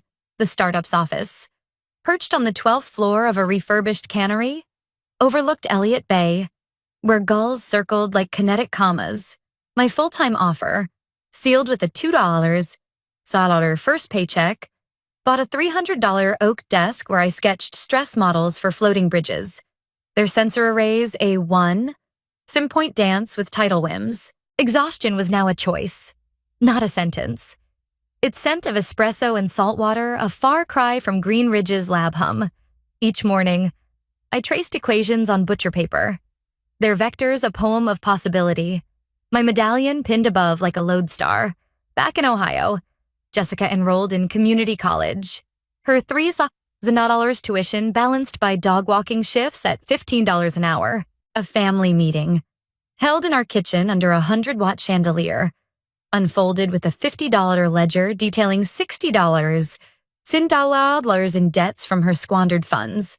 I pushed the ledger toward her, my voice steady. "Your span to bridge," I said. She exhaled, producing a spreadsheet of catering gigs, projecting $20,000 in 5 years. The financial advisor, charging $200, nodded, his pen a metronome of accountability. Dad signed the plan, his hands trembling but eyes clear. Mom overcooked a $30 lasagna, insisting on leftovers. The air tasted of recalibration, a structure redistributing its loads. My return to Green Ridge for a guest lecture was a 500-mile pilgrimage. The Quad's fountain, now bearing 250 chalk names, hummed with new graduate streams. In a 500-seat hall, lit by 800-watt projectors, I spoke of adaptive infrastructure. Closing with a slide support is a verb. Students, 100 strong, crowded the dais, their questions half on physics, half on perseverance, a 50-decibel buzz of curiosity. Later, I visited the radio station. It's $5, $1,000 transmitter warm with a freshman's ambition. Stations are bridges, I told him, carrying voices across voids. He grinned, unaware of the 90-decibel truth in my words. Jessica sent a photo in November, her hammer raised at a Habitat for Humanity site, a $20 tool framing her tentative smile. "Beams don't judge their builders," she wrote. I pinned it beside my medallion, and a $1 postcard. "Justice is a collective design." Mom's emails, now weekly, detailed her $200 crochet sales. Dad's Habitat tool library shifts, 10 hours weekly, rebuilt his pride. We resonated at different frequencies, but the dissonance no longer threatened collapse. On my apartment's butcher paper, 3 feet wide, equations met half-finished sonnets, a lattice of logic and dreams. Guests saw chaos. I saw balance. Each sketch a truss in a life I'd engineered. Standing on a Seattle pier, its $10, $1,000 sensors pinging tidal stress.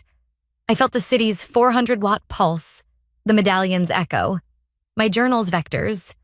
Jessica's hammer, they were beams in a shared structure, no longer privileging one span. Dawn, streaming through my 10-foot windows, was no longer a race but a canvas. Its 700-lumen glow a promise of equilibrium. I pressed my palm to the glass.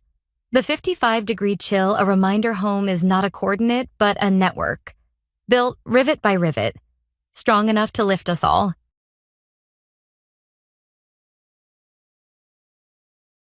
What does it mean to be invisible in your own home?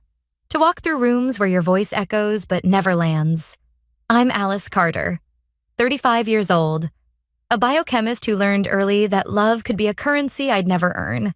In the house where I grew up, affection was rationed, and I was always left wanting. My story begins not with a single moment, but with 1,000 small cuts, each one teaching me that silence was safer than speaking, that my worth was measured against a sister who shone brighter than I ever could. This is how I became the girl who survived in the shadows, piecing together a life from scraps of resilience, until I learned to step into the light. I was 9 when my sister Madison entered the world, a tiny, red-cheeked bundle who rewrote the rules of our family. Overnight, our Chicago home became her stage. My mother, Carol, transformed into a curator of Madison's every milestone, stitching her name onto blankets and framing her first gummy smiles. My father, Harold, once my partner in Saturday kite flying at Lincoln Park, traded our outings for a camcorder, capturing Madison's wobbly steps as if they were history in the making. I watched, a quiet shadow in the corner, my small joys, a new library book, a perfect spelling test fading into the background. By 10, I understood that attention was a finite resource, and Madison consumed it all. I tried to earn my place. At 11, I spent hours sketching a meadow with a crimson butterfly, its wings delicate as hope. Proud, I carried it to Carol while she braided Madison's hair. She glanced at it, her lips thinning. A red butterfly. That's not real. Alice, why not sketch something pretty? Like Madison's daisies. Madison's crayons danced across the fridge, a gallery of childish suns. while my butterfly curled under my mattress. Unseen, I swallowed my hurt, learning that my creations, like me, were better hidden. Carol's friends would visit, cooing over Madison's dimpled laugh. Her golden curls. Alice is clever, Carol would say. Her tone clipped. But she's so serious. Not like Madison. Their laughter stung. And I'd force a smile, pretending it didn't. School became my refuge. A place where teachers noticed my neatly written essays, my quick hand in math. At 14, I won a citywide poetry contest. My words about a lonely sparrow earning a gold certificate. I imagined Carol pinning it to the fridge, Harold clapping my shoulder. Instead, they were at Madison's first piano recital. Her off-key notes met with applause. I tucked the certificate behind my closet door. A secret trophy. Madison's B in science warranted a chocolate cake. My straight A's earned a nod. If that, I wasn't jealous, I ached. Nights found me clutching a worn stuffed owl, wondering if I vanished. Would they pause to look for me? By 16, I was the family's silent engine. After homework, I scrubbed pots, folded laundry, swept the porch, while Madison practiced her choir solos, excused from chores. You're the older sister. Carol would snap when I dared protest. You should sacrifice. Sacrifice became my role, etched into my bones. One winter night, I collapsed at my desk, stomach hollow from skipping dinner so Madison could have seconds. Carol shook me awake at dawn, her voice sharp. Stop exaggerating. Alice, the floors need mopping. I stopped expecting warmth, stopped seeking their eyes. My heart turned inward, guarding a single dream escape. High school was my proving ground. I studied until midnight, my desk lamp casting a lonely glow. Every A+ was a brick in the wall I built between me and their indifference. I taped report cards to the back of my door, a private gallery of triumphs no one saw. Madison's C+ in history sparked a family dinner with streamers. I ate cold oatmeal alone. At 18, I applied to colleges in secret. My essays poured out in the dark. When the University of Michigan offered a full scholarship, I felt a spark of something new possibility. On my 22nd birthday, I packed a duffel bag, my owl tucked inside, and walked out. Carol's text was my only farewell. Good riddance. Don't shame us. I didn't look back. But the ache lingered, a bruise I carried into the world. Freedom tasted like snow on my tongue, sharp and clean. The first time I stood on the University of Michigan's campus, 250 miles from Chicago's weight, I was 22, no longer the girl who begged for scraps of love. In Ann Arbor, I built a life from scratch, warmed not by family but by the hum of a dorm heater and the promise of a future I could shape. My name is Alice Carter, and this is how I became more than a shadow, how I carved a path through discipline and dreams, until a house of my own became the proof of my survival. Biochemistry was my sanctuary, a world where molecules danced in predictable patterns.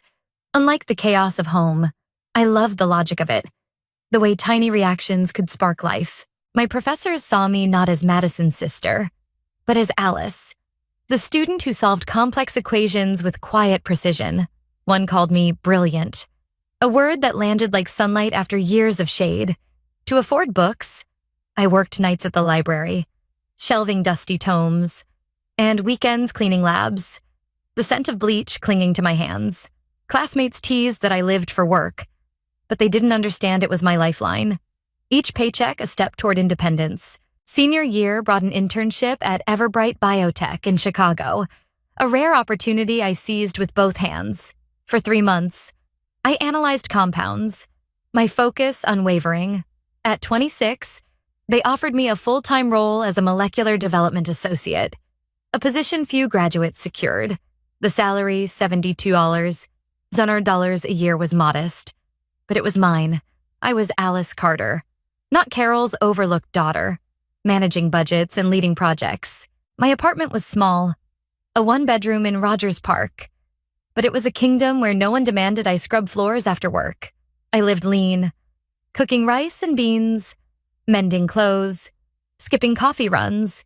Every raise, every bonus flowed into a savings account with one goal: a home of my own before 35. I clipped coupons, walked to work to save on gas, and dreamed of a porch where I could read in peace. At 33, I founded a 3-bedroom house in Evanston, 12 miles north of Chicago's Clamor, listed at $445 Zara dollars. I negotiated it to $437 Zara dollars. My 8 years of savings covering nearly half the cost. The cherry tree in the backyard bloomed pink each spring. The kitchen's white tiles gleamed, and the balcony begged for a rocking chair. I painted every wall myself, sweat mixing with pride.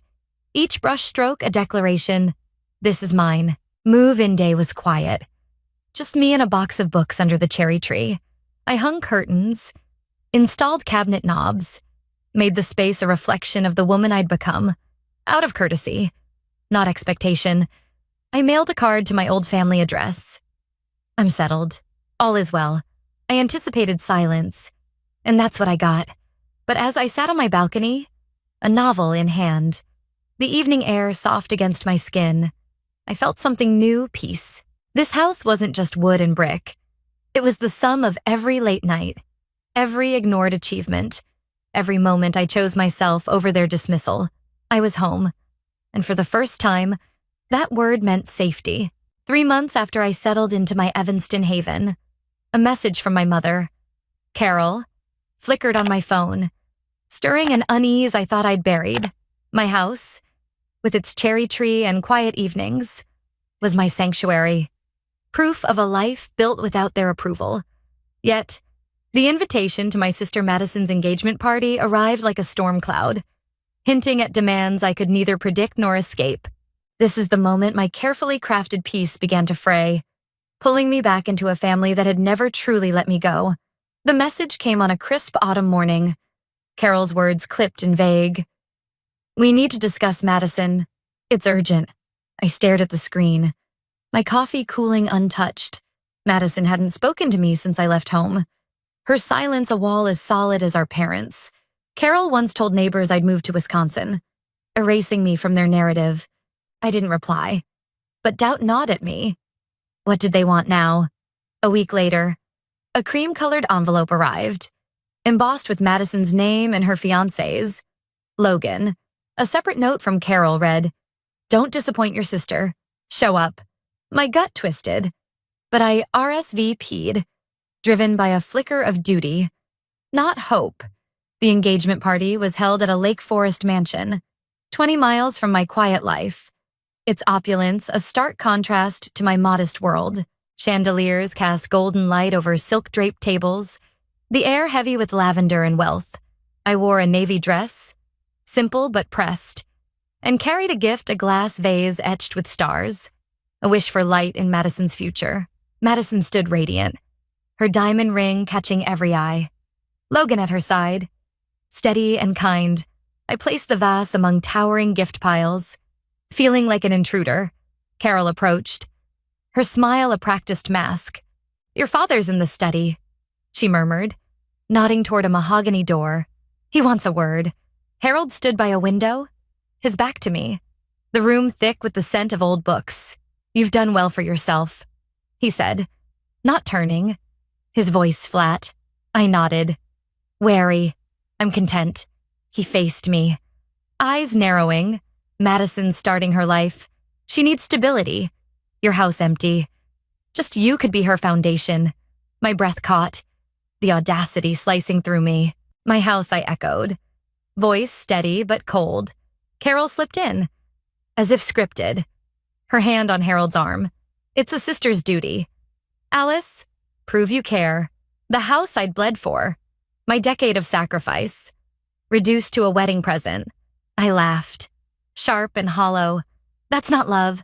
It's theft." Carol's face hardened. "Don't be ungrateful."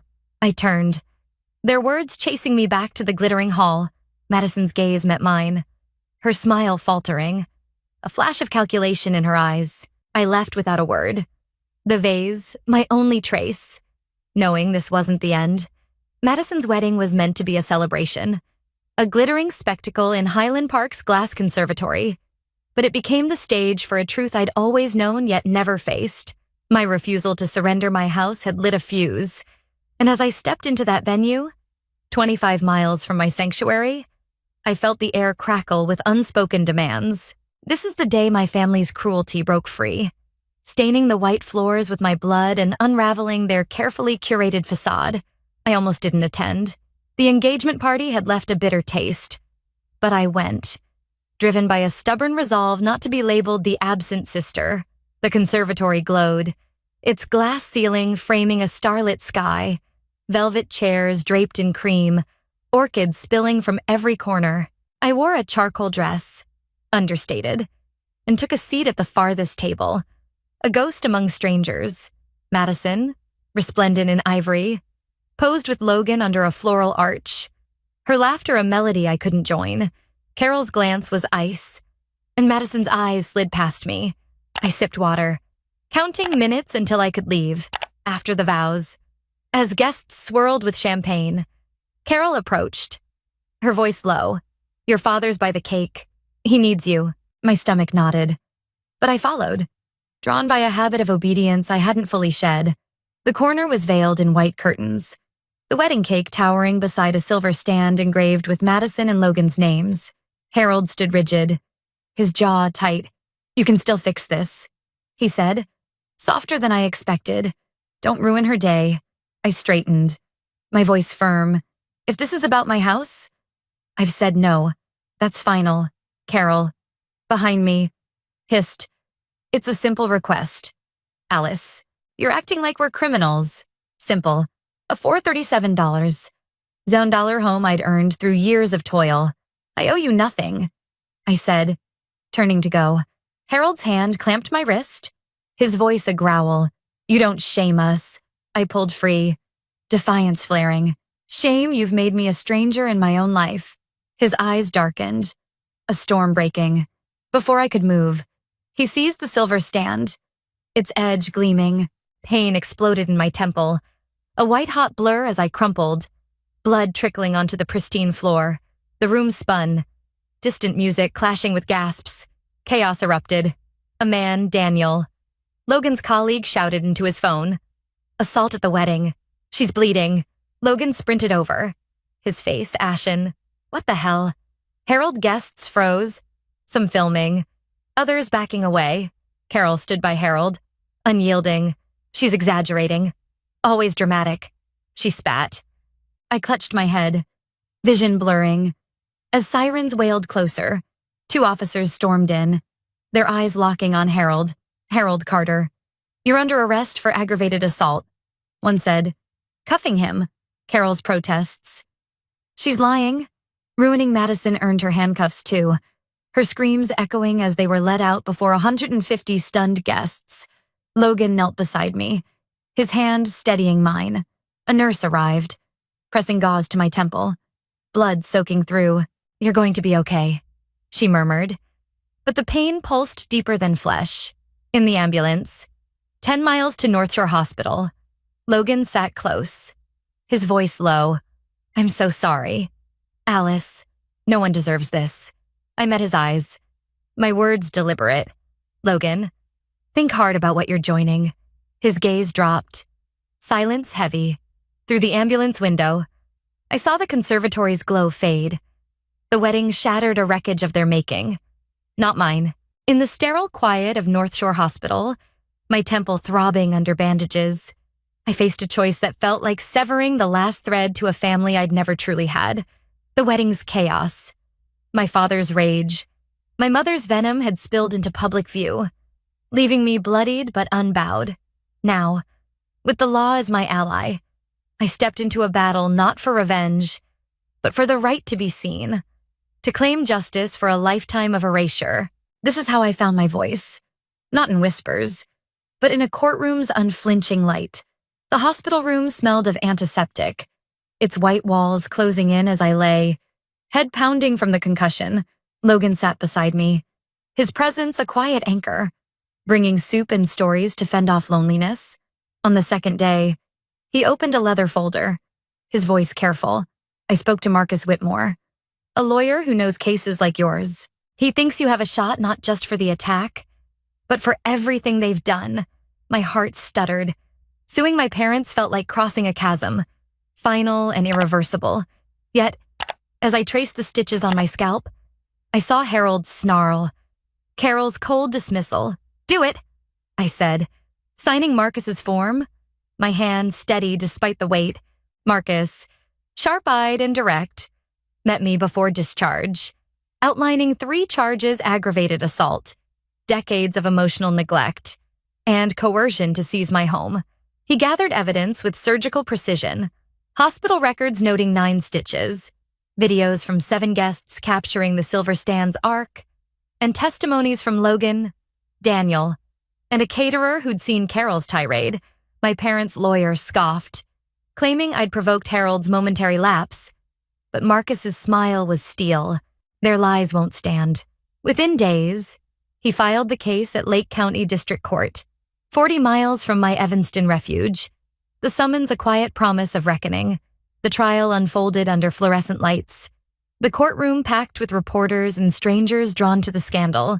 I wore a tailored blazer, my stitches hidden but aching, and faced a jury of 10, their faces a mix of curiosity and gravity. Marcus presented the footage.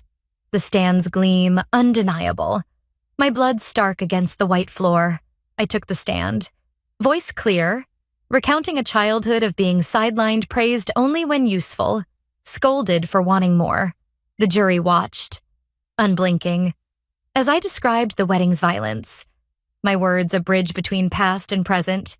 Harold and Carol sat across, their eyes defiant. But the evidence was a tide they couldn't stem. After 2 days, the jury returned, their foreman's voice steady. Guilty on all counts. The judge, her gaze piercing, sentenced them to 9 years in prison, no parole for 7, and ordered $350,000 in damages. I exhaled, the weight of 30 years lifting. My victory not in their punishment, but in my truth finally heard. The courtroom's echo faded, but its verdict carved a new path. One where I walked not as a victim, but as a woman, whole and free. My Evanston house, once a battleground, became a haven for love and purpose.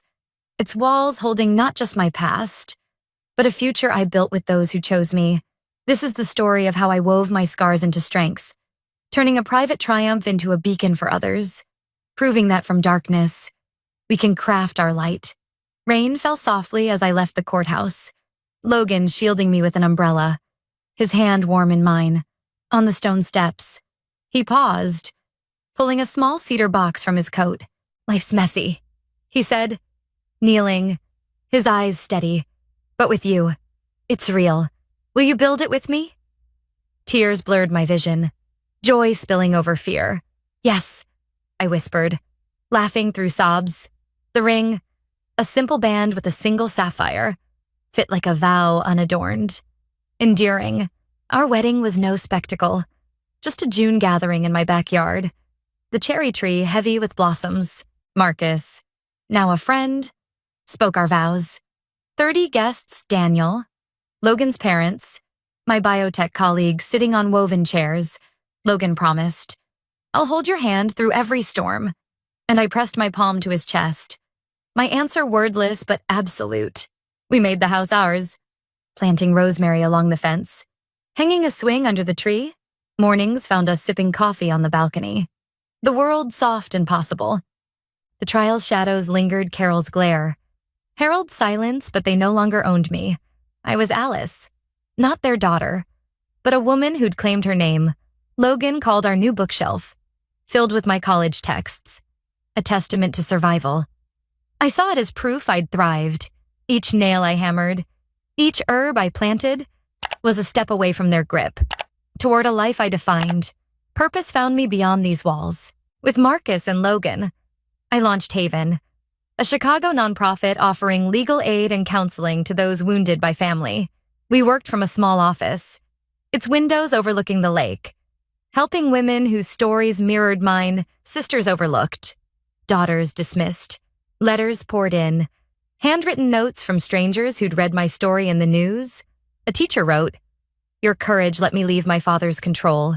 Each word mended something in me. My pain alchemized into hope.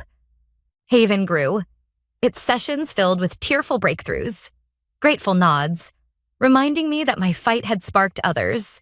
One evening, I sat in our garden, rosemary's scent mingling with dusk. In a journal, I wrote I was once the girl who hid, believing love was a debt I couldn't pay. Now, I live for myself. Forgiveness came, not for them, but for me, to walk unburdened. To you, reading this, know this, you owe no one your peace. If you're trapped in shadows, your voice is enough to break free. My journey wasn't just survival. It was a reclamation of love, of justice, of a life where every day honors the woman I fought to become. From a child unseen, I built a legacy of light. And that, I've learned, is the truest victory. Sitting on my Evanston balcony one autumn evening, the air crisp with the scent of fading rosemary, I traced the faint scar on my temple and let the weight of my journey settle into a truth I'd never fully grasped until now. My life, once a tapestry of quiet sacrifices, of bending beneath my family's demands, taught me that love is not a debt owed to those who wound you, but a gift you choose to give yourself. I used to believe endurance was enough, that if I worked harder, stayed silent, or gave more, I'd earn a place in their hearts. But as I fought for my home, faced my parents in court, and built a life with Logan, I learned that true strength lies in refusing to let others define your worth. Every moment I chose myself walking away from their demands, speaking my truth in that courtroom, planting Haven's roots for others was a step toward a freedom I once thought impossible. This scar, this house, this love, they're not just mine. They're proof that you can break free from shadows, not by pleasing others, but by claiming your light, to anyone still hiding, hoping for approval that never comes. I say this, your value isn't in what you give up, but in what you build when you dare to say no. My past taught me to survive. My choices taught me to live.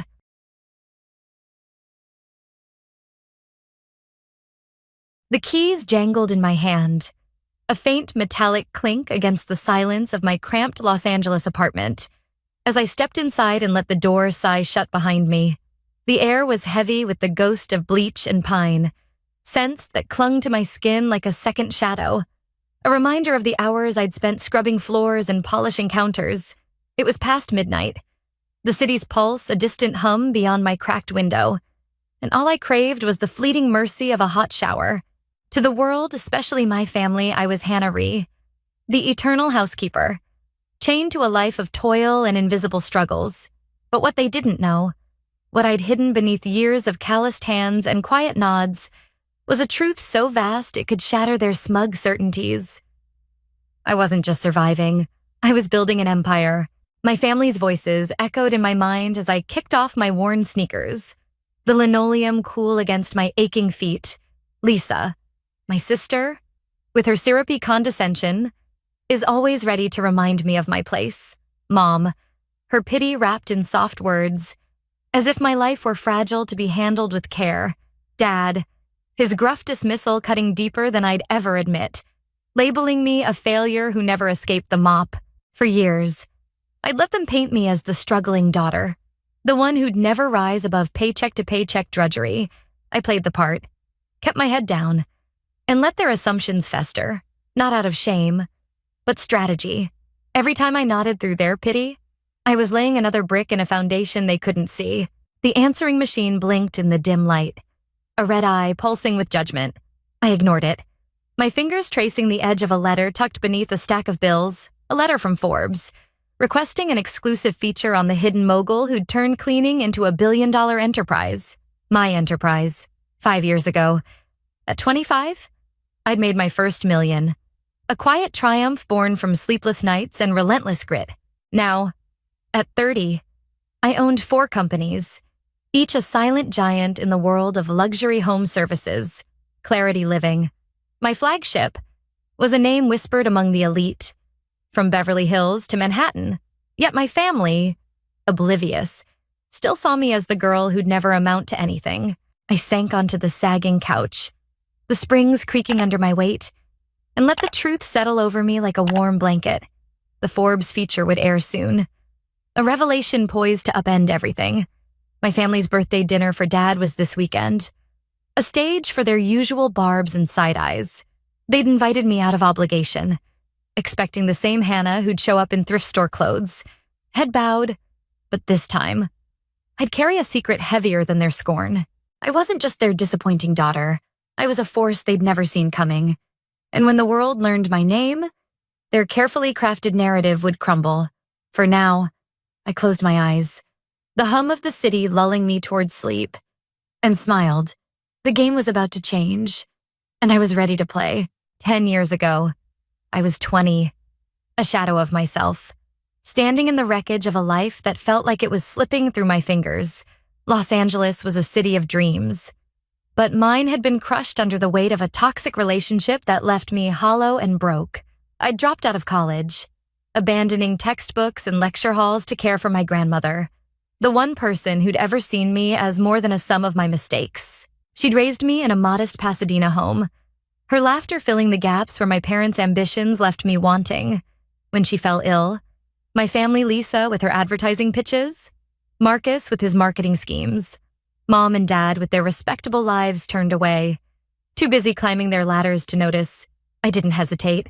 I moved in, cooked her meals, read her stories, and held her hand through the long nights until she slipped away. Her absence left a void no amount of sunlight could fill. With no degree, no savings, and no one to lean on, I took the only job I could find, cleaning houses. It was meant to be temporary, a way to pay the $800 rent on a shared apartment where the walls were thin and the fridge was always empty. I scrubbed toilets in Bel Air mansions, polished marble in Brentwood, my hands raw and my back screaming by day's end. My family saw it as proof of my failure, a confirmation that I'd never rise above their low expectations. But in that grind, something unexpected happened. I met Evelyn Kane, a silver-haired widow with old money and sharper eyes than anyone I'd ever known. Her sprawling Holmby Hills estate was a maze of papers and clutter. And one day, as I organized her chaotic files in under an hour, she paused her tea and said, "Hannah, you're sharper than half the suits I know. Why are you wasting that mind on floors?" I mumbled something about not having options, but Evelyn wasn't buying it. She handed me a book, The Lean Startup. Its cover worn but promising. "Read this," she said, her voice soft but firm. "Then come back and tell me what you learned." That night, in my dim apartment, I devoured it. The words igniting a spark I hadn't felt since I was a kid dreaming of something bigger. I started waking at 4 a.m., reading business books before my shifts on startups. Strategy, systems, podcasts filled my commutes. Voices of entrepreneurs whispering possibilities as I mopped. Evelyn became my quiet mentor, slipping me more books, asking questions that forced me to think beyond the bucket in my hand. Slowly, an idea took shape, delicate but persistent. What if I built a company that didn't just clean homes, but transformed them into seamless, luxurious ecosystems for the elite? I began to see my cleaning jobs differently, studying the lives of the wealthy, how they outsourced, prioritized, and lived. The spark grew into a plan, one I nurtured in silence, away from my family's doubting eyes. I wasn't ready to share it. Not yet. But as I stood in Evelyn's kitchen, her knowing smile meeting mine, I felt the first stirrings of a future I could claim. The path was unclear, the work daunting, but for the first time, I believed I could build something extraordinary. And that belief, fragile but fierce, was enough to start. The idea for Clarity Living burned in my chest, a quiet flame I shielded from the world, in a shared Los Angeles apartment, where the radiator hissed and the sink always dripped. I poured every spare dollar into my vision. My days began at dawn, cleaning houses across the city, and ended with spreadsheets glowing on a borrowed laptop, mapping a business that would redefine luxury. I lived on instant noodles and thrift store jeans, my bank account a fragile thread, but each sacrifice felt like a step towards something unshakable. By night, I studied contracts, coded a basic website, and sketched workflows for a service that would blend precision cleaning with concierge elegance. Clarity Living wasn't just a company, it was a promise to myself that I could outsmart the odds. 6 weeks after launch, a tech investor in Santa Monica signed on, His sleek home, my first proving ground. His referral brought 4 more clients. Their wealth, a quiet nod to my instincts. I hired a team vetted, trained, discreet, each member a cog in a machine I'd built from scratch. By year 2, we were 12 strong, servicing mansions from Malibu to Pasadena. Year 3 saw us cross state lines, opening an office in Manhattan's Pulse, where skyscrapers cast long shadows over our ambitions. By year 5, Clarity Living's revenue hit $10 million, a number that felt surreal as I balanced it against the $50 in my checking account from a decade ago. Every milestone was a brick in a fortress my family couldn't see. Their voices a distant hum I refused to amplify. At their suburban dinners, I sat quietly, letting their assumptions pile like unwashed dishes. Lisa's tales of ad campaigns sparkled with self-importance. Marcus boasted of his firm's latest deal. I nodded. My thrift store sweater a costume they never questioned. While my mind churned with negotiations for a Chicago expansion, their pitying glances were almost comical. Unaware that my company's logo graced the homes of their city's elite, I kept my secret close. Not for fear, but for clarity. Doubt was a distraction I couldn't afford. As I drove home from those dinners, the Los Angeles skyline glittering like a challenge, I knew the truth was coming. The Forbes feature, set to air during Dad's birthday, would be my signal to step out of the shadows. The parking lot of the upscale Italian restaurant in downtown Los Angeles shimmered under amber lights, cars gleaming like trophies. I eased my battered sedan into a space. Its dense, a stark contrast to the polished SUVs flanking it. The valet's glance flicked over me, dismissive. As I handed him the keys, I smoothed my plain blouse, a deliberate choice, and stepped toward the restaurant's glow, my heart steady but electric. Tonight was Dad's birthday, a ritual of family obligation laced with barbs. But it was also the eve of my unveiling. The Forbes segment loomed, a truth bomb ticking beneath the surface, and I wanted to savor their ignorance one last time before it detonated. Inside, the air was thick with rosemary and wealth, chandeliers casting a soft haze over linen tables. Lisa spotted me first, her voice a chime of practiced warmth. You made it on time, I'm impressed. Her hug was performative, her perfume sharp. I forced a smile, murmuring a greeting as I slid into my seat. Dad barely glanced up from his menu. His jaw set. Long day scrubbing floors, he asked. The words a blade wrapped in casualness. I felt the familiar sting, but it didn't pierce like it once did. Something like that, I replied, my voice even, a spark of amusement flickering within. Mom reached for my hand, her touch tentative. We're just glad you're here. We know work keeps you occupied. A quaint word for overseeing a global operation, but I let it pass, sipping water to hide my smirk. Lisa launched into a monologue about her latest ad pitch, her gestures animated, as if the table were her stage. Marcus chimed in, dropping names of clients I knew from my roster, unaware I'd serviced their penthouses. I listened, my silence a shield, their words a reminder of the gap between us. Then Lisa pulled out her phone, scrolling with a dramatic flourish. Did you see what's airing tomorrow on Forbes? A woman, a former housekeeper, built a billion-dollar company. Hannah Rhee, of all names. She laughed, oblivious, as my pulse quickened. Mom blinked, curious. Hannah Rhee. That's your name. Marcus leaned forward, squinting. Probably just a coincidence. Right. Dad snorted, waving a hand. No chance it's our Hannah. Billionaires don't clean toilets. The table erupted in chuckles. Lisa pointing at me with mock pity, from mop to millions. Sorry, sis, you're not exactly Forbes material. I swallowed a laugh, the irony a warm pulse in my chest. You never know, I said softly, my eyes meeting hers. Some people build in silence. The words hung, unnoticed by them, but heavy with intent. The server arrived, plates of gnocchi and veal steaming, and the conversation shifted to Marcus's new condo, Lisa's promotion, their lives a parade of self-congratulation. I ate slowly, each bite a countdown to tomorrow's reckoning. As dessert arrived, tiramisu dusted with cocoa, Lisa tossed another jab. Next time, bring gloves. My apartment could use a deep clean. Her wink was cruel, but I met it with a smile, enigmatic and sharp. I'll see you tomorrow, I said, rising, my tone light but laced with promise. They thought I meant brunch. Their Sunday ritual of coffee and complaints, I meant the moment their TVs would flicker with my face. My company's logo blazing across the screen, outside. The valet returned my car, its engine coughing as I drove into the night. The city stretched before me, a canvas of light and shadow, and I felt the weight of my secret lift. Tomorrow, the world will know me. Tonight, I was still theirs to underestimate, and that was exactly where I wanted to be. Sunday morning broke over Los Angeles like a promise kept, the sun spilling across my penthouse's glass walls, bathing the room in gold. I stood at the floor-to-ceiling window, a mug of black coffee warming my palms.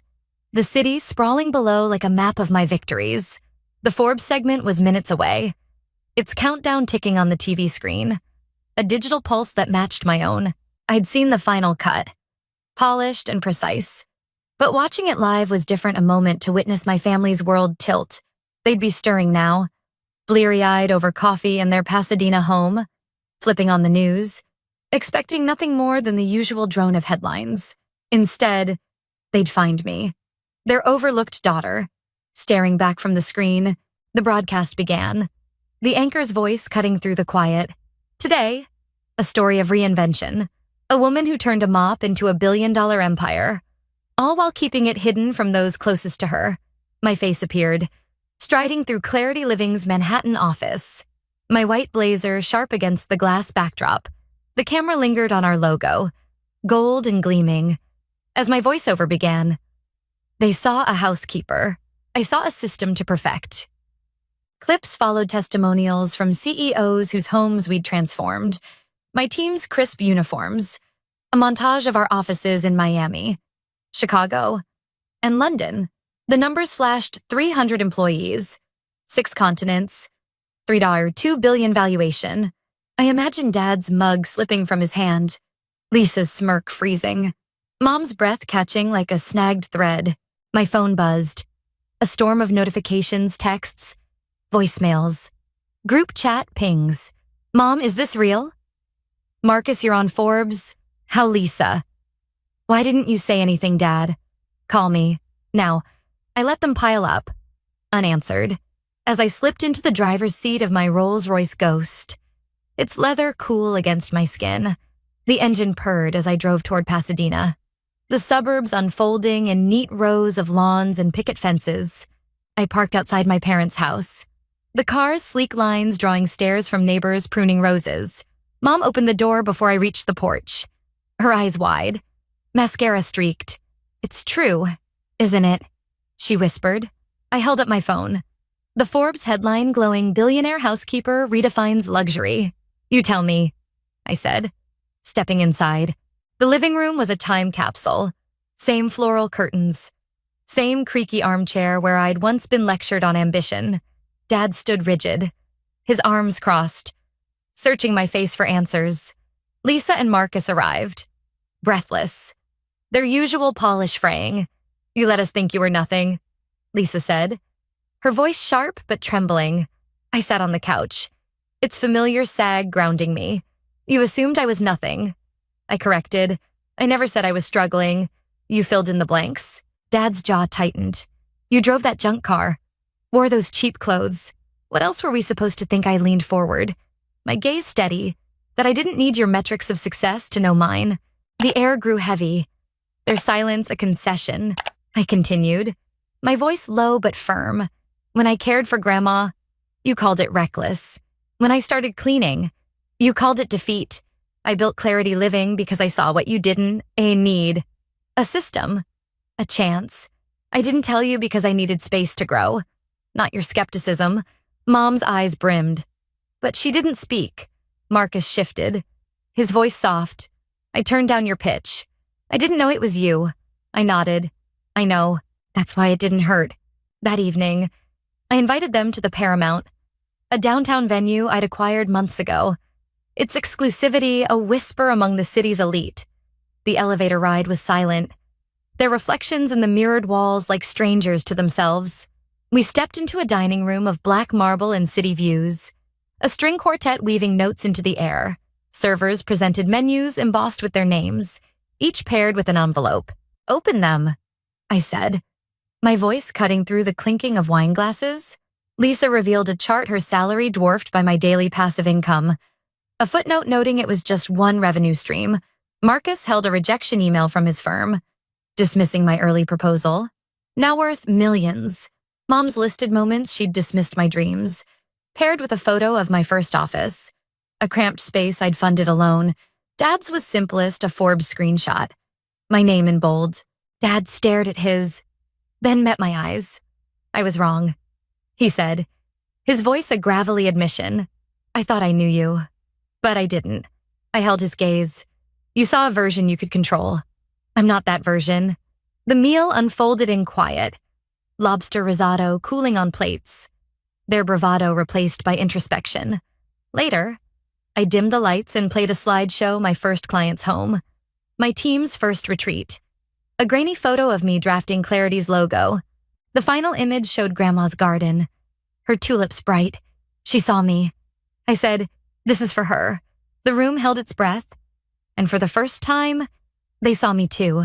The Paramount dinner lingered like a chord struck soft and true, its echo carrying me through the week that followed. Los Angeles buzzed with my story. Articles ricocheting across the internet, my inbox a flood of invitations, podcasts, keynotes, a memoir deal. Forbes named me among their most influential women, and a global summit booked me to speak. My voice now a currency I'd never imagined. But as I sat on the terrace of my brownstone, tucked in a quiet corner of the city, the clamor felt distant. Ivy curled along the stone walls, a fountain murmured nearby, and my rescue dog, Luna, dozed at my feet, her warmth a reminder of what mattered. Success wasn't the spotlight. It was this stillness, this certainty that I'd built a life on my terms. My phone lit up. A text from Dad cutting through the morning's calm. "Watched your speech online. You were powerful. Wish I'd seen it sooner. Proud of you." The words, simple but heavy, stirred something I hadn't expected. Hope. Not for approval, but for connection. I didn't reply. Not yet. Letting the message settle like dust after a storm.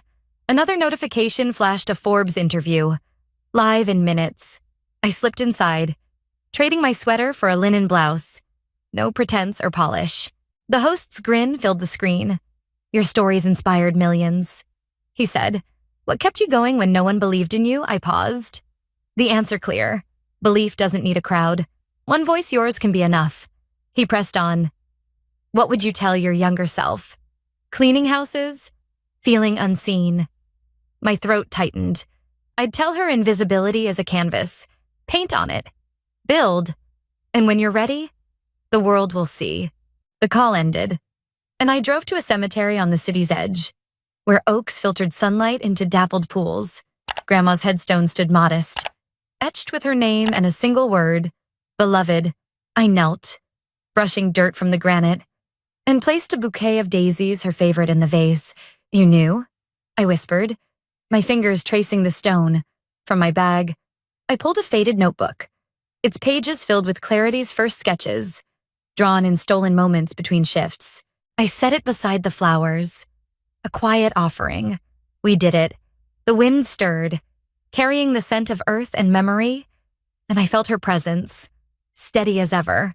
That evening, I hosted a dinner in my penthouse, not for headlines or deals, but for the handful who'd seen me when I was just a dream.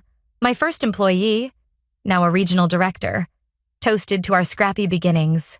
My college friend, who'd mailed me care packages in lean years, laughed over old stories. Evelyn Kane, frail but radiant, raised her glass, her eyes gleaming with pride. We ate under the city's skyline, the lights a constellation of my journey. And I felt weightless, no need to prove, only to be. Later, my phone buzzed. A group chat message from Mom. "Sunday dinner at ours. Just bring yourself. We want to hear about your work." I smiled. The words, a bridge. Fragile, but real. The night stretched on. Luna curled by the window, the city humming below. I thought of the years I'd spent silent, not out of weakness, but wisdom, letting my work speak when words wouldn't suffice. The narrative I'd rewritten wasn't just mine, it was a challenge to anyone who'd ever been dismissed. A reminder that triumph doesn't shout. It arrives, quiet and undeniable. As I looked out at the horizon, I knew this wasn't an end, but a beginning. One where I'd walk forward not as a secret, but as a truth too bright to ignore.